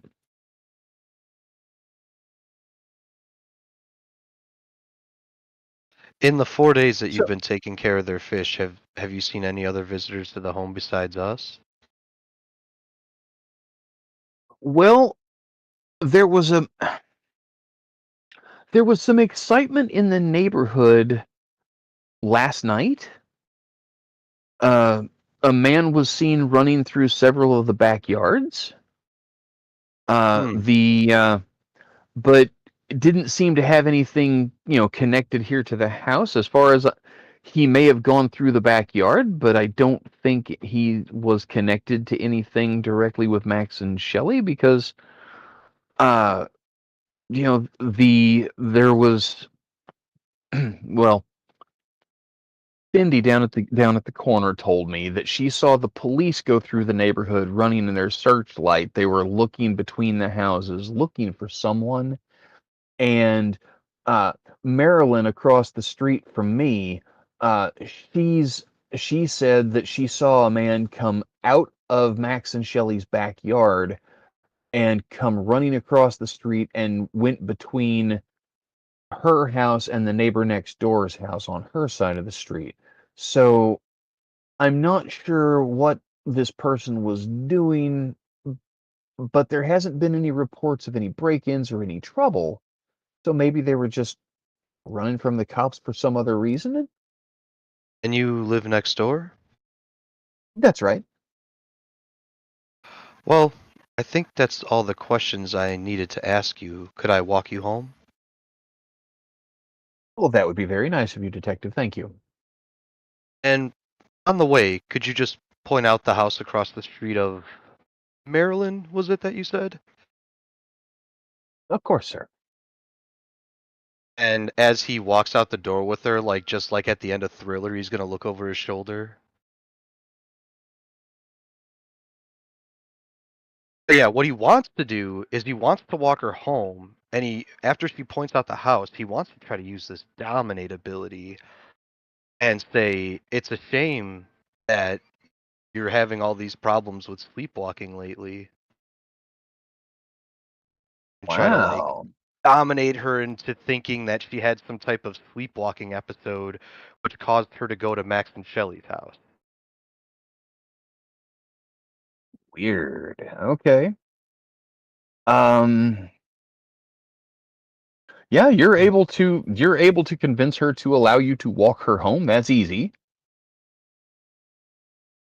Um,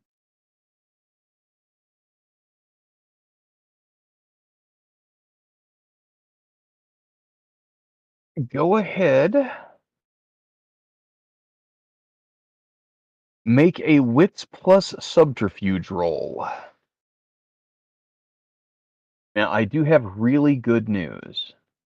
What's in subterfuge? Okay, that's 7 dice. That's good.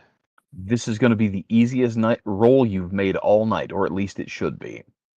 Your target number is your subject's current willpower, which is a 4. Oh, hell yeah. 1, Okay. 2, 3, 4, 5 successes.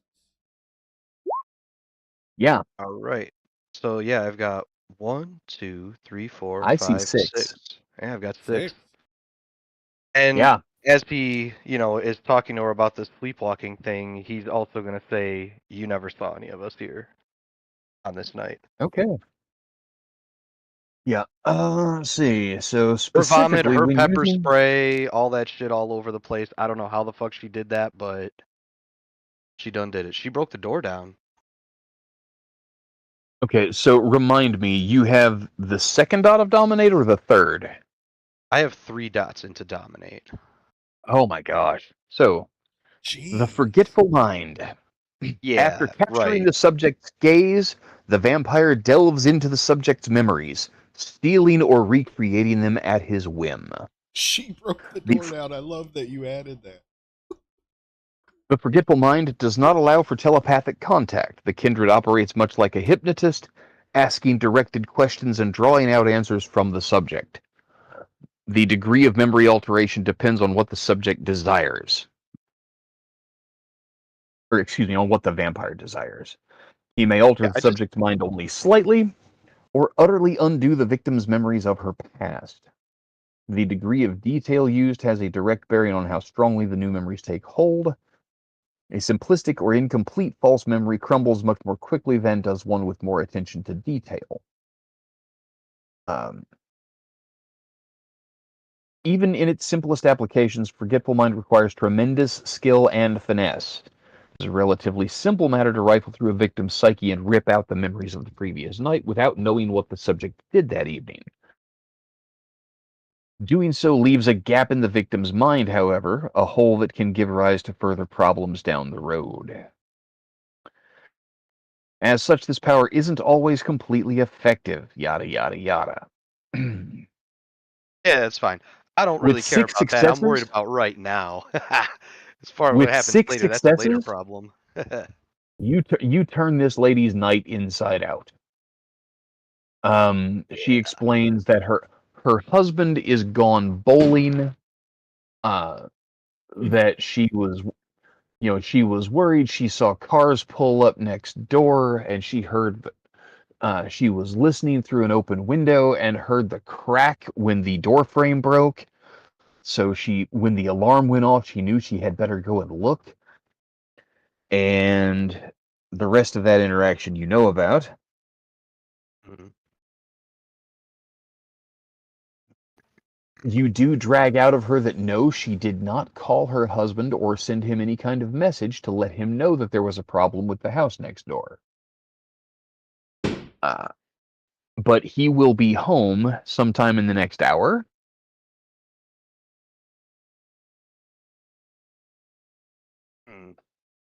But yeah, you give her the story about sleepwalking, and evidently she managed to pepper spray herself somehow. She broke into Max and Shelley's house. Never saw any of you, and The main spot, and I mean, you obviously know this, JD. The main spot that Ron can't reconcile is the security interaction that he had. I considered having him tell her that she altered her voice to bypass that, but he ultimately just didn't do that. So he realizes that he's kind of leaving that gap open, but he doesn't know the best way to go about it. He thinks that telling her that she altered her voice to get past that is not going to work because there's probably a recording of the whole thing all at the you security company. with 6 successes, you've got it figured out. You don't. All you have to do is remove her memory of the alarm going off. Okay. She doesn't have any way of knowing that the alarm company was involved tonight. And she's not the account holder. So unless Max and Shelley put her on their account with their security company, how would she find out? That's unlikely, you think. Mm-hmm. So you are able to wipe her memory of events and leave her with something that leaves her taking responsibility for the damage to the home, and go from there. Yeah. That was the goal. So feeling that he's accomplished that, he walks her to her door, he tells her to go inside, he shuts the door behind her, and he briskly jogs back into the door and says, "Guys, we got to think about moving quick. Karen's husband's coming home in less than an hour. We don't want to be here." I agree. So, we so should do leave. we think they just bailed? They saw Bigfoot and ran? Don't know. I think we need to do some more investigating, but right now and right here is not the time. Yeah, I agree. I think we found everything we're going to find Oh, and one thing. Oh, hey, hold up. Secret closet. Secret closet? Ron, with me.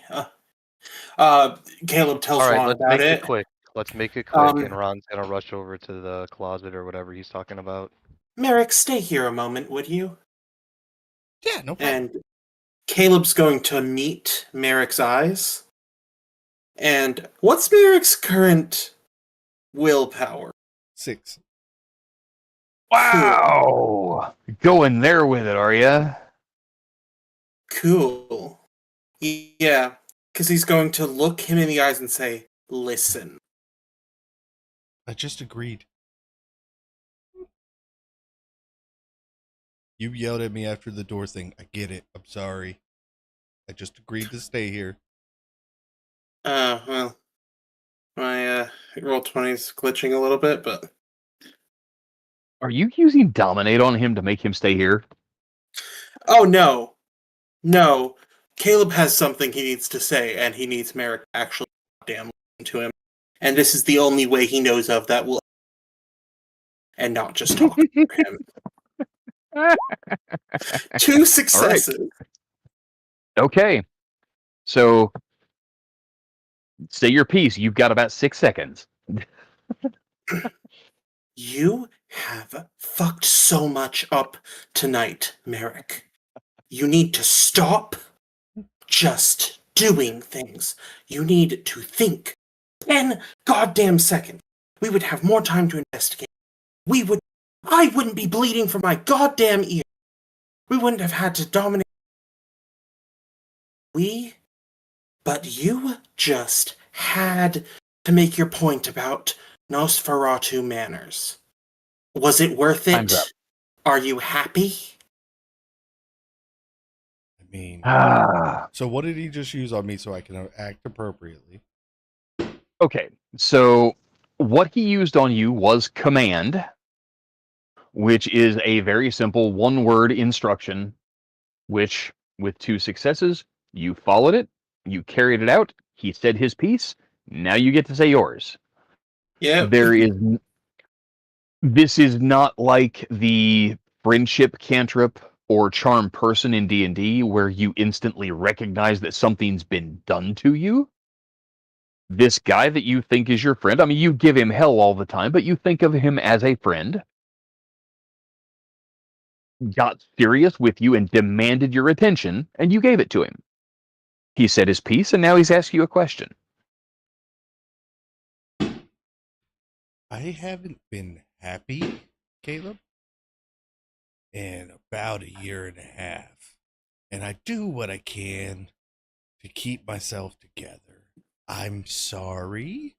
But somebody just let themselves into my house tonight, and since I don't know where that guy is, I may have just, overstepped a bit. But did you die? But did you die? That's not possible anymore. Exactly. So, looking on the dark side of things, I think we're going to be all right now. You run along, and I'll be the lookout. See?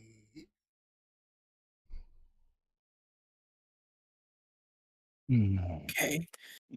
But if we're going to do things that are serious, I need you to lock in. Caleb would not use lock in. I need you to get it together. Let loose afterwards. We can go to some fucking abandoned factory, scare the shit out of afterwards, if that's what you need. But but right now, we're doing important things. Now let's go help her on. Okay, let's go help Ron. So, Ron, Caleb has described what he found in the closet and directed your attention to it.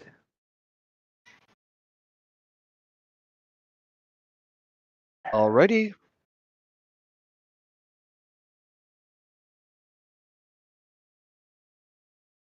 Let's go ahead and get a perception plus investigation roll from you, sir.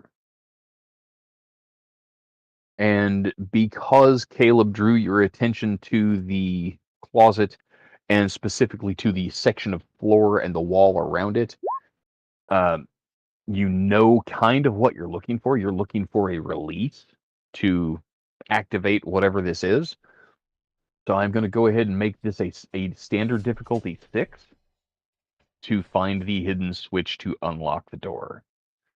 And that is 3 successes. Well done, sir.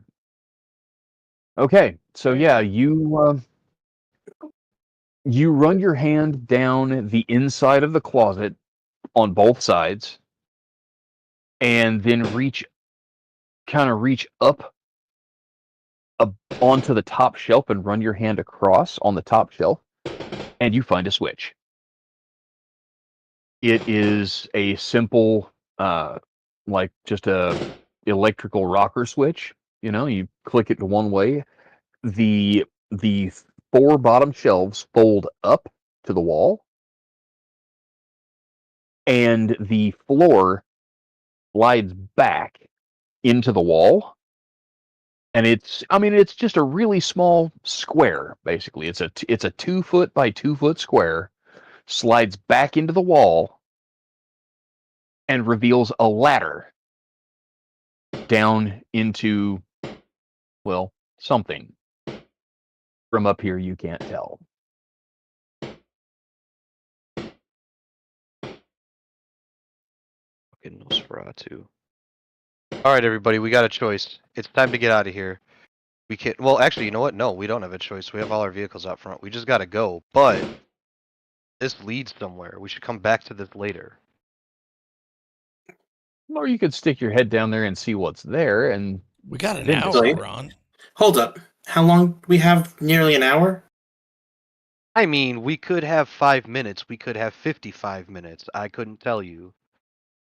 Okay. You want me to start moving cars? Okay, who had a car? Me, Rico, and Kyle can move cars. Yep. That's my proposal. Ron, step with me into the bedroom a minute, would you? Whoa. All right, calm down, y'all. You can have your turn next. But I'm first. And Wow. But I'm first. Hey, you called me. I Number one choice, man. Don't be jealous. God damn it, just because I'm wearing a choker. Don't You wore be it. Oh, hey, look. No, I just have another one of those rituals that might be useful if we're going somewhere and we don't want to be. Right? So you're breaking up, Josh. Say again. Hey, Dave, you remember that ritual I picked up? Yeah? Say it's time, is it? I mean, seems like we're going somewhere where we don't know, be at risk of being caught, so. Okay. Let's see. As a brief reminder. It's my int plus occult difficulty 3 plus the level of ritual.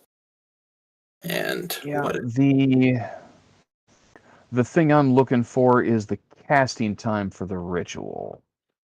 That'd be 15 minutes if I'm getting 2 people.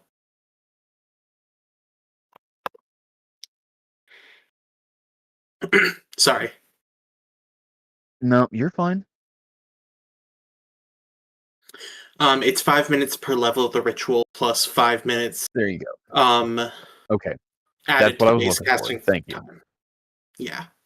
Sorry, I try to remember my rituals because I know they're one of the more complicated ones. Yep. All right. So that is a fun one. I'm glad you've got it. Yep. He just grabs and drags Ron into the bedroom and starts chanting weird. Yeah. Let's see.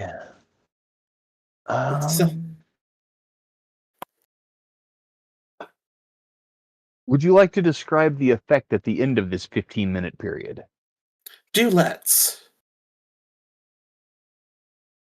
Oh, as in start now.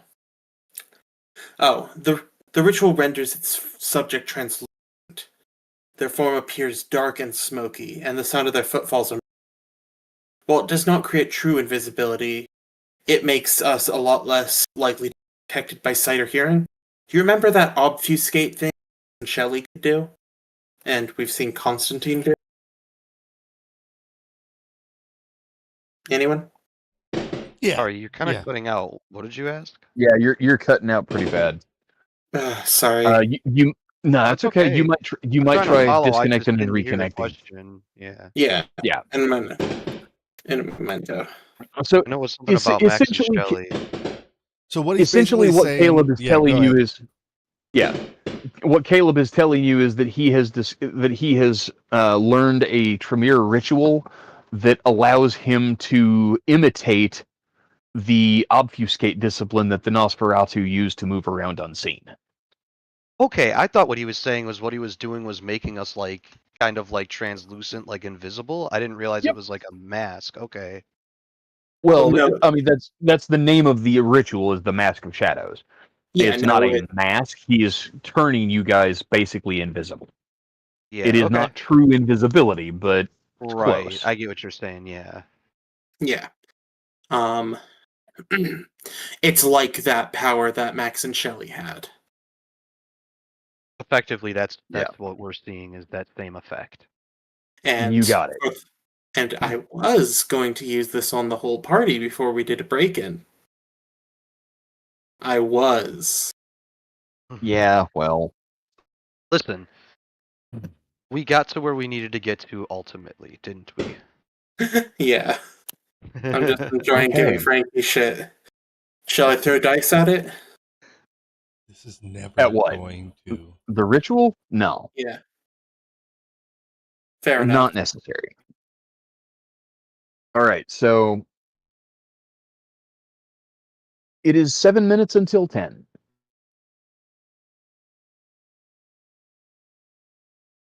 Merrick, Kyle, and Noriko are moving the vehicles. Caleb and Ron have been turned, quote unquote, hard to see. And they are about to descend the ladder into the secret room or tunnels under Max and Shelley's house. I believe this is where we are going to stop.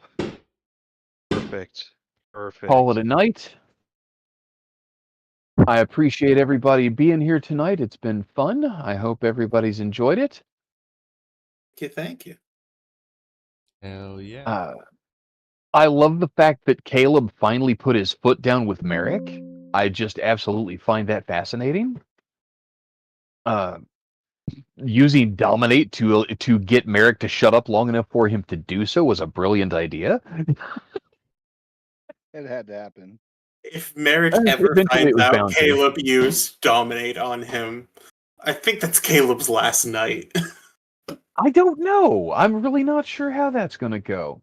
All right, so we are going to go ahead and we're going to take a quick moment for experience points. Everybody take the base 2, 1 automatic and 1 for excellent role play. Thank you everybody for putting such effort into your characters. I love it. I love what I'm seeing from you. Nick, you've got the extra point for having done our recap for us this evening. And we're going to start with the learning point right quick.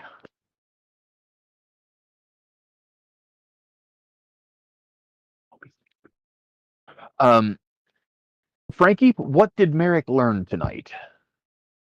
A couple things. One, Constantine is a creepy ass motherfucker. That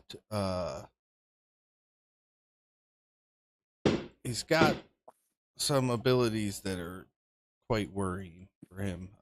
The disarming him, the being able to get into the house without him noticing, all of that, and he also learned that Caleb's got a little bit of a spine. He doesn't know that he was under an effect. It's just as far as he knows, like, oh man, I really did upset my friend. But at the same time, there's a lot like about Merrick that you guys don't know. He's pretty reckless for a reason. So, all right. Let's just say final death wouldn't be that big of a deal. No. Out of character, I love it. In character, I'm so sick of this. So I will take next up. Yep, next up. Eric, what have you or Kyle learned tonight?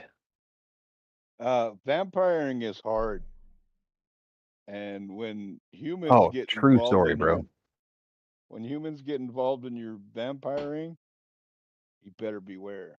So I don't know who this Mr. Miles Stevenson is, but I might have to unalive him. Ooh. You know, I'm glad you picked up on that. Or he might be a vampire hunter, or, I don't know. It's okay. I'm worried.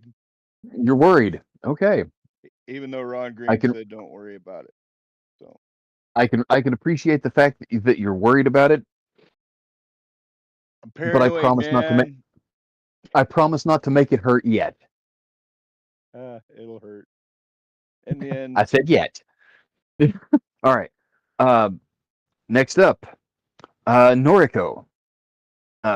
Will, what did Noriko learn tonight, or what did you learn?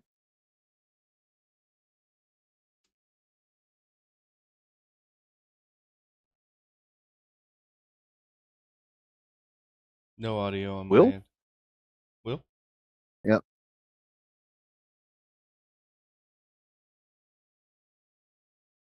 All right, we will circle back to Will. Oh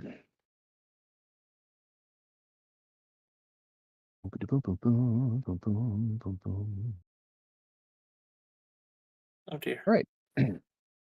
He'll be back. I know earlier right. they were having There a he problem is. with the mic not working. Yeah. You back? Testing. Yeah. There you go. Yep. Yeah, All we right. hear you now. So, what did Noriko learn tonight, sir? Oh. um. That she may be in a out of the frying pan into the fire kind of situation if getting involved with lupine. It's just a little too sketched out about the whole lupine concept and the fact that we're actually looking for them currently, which doesn't sound like a very solid strategy. It does not sound very smart, does it? No. That's why about the fast bike.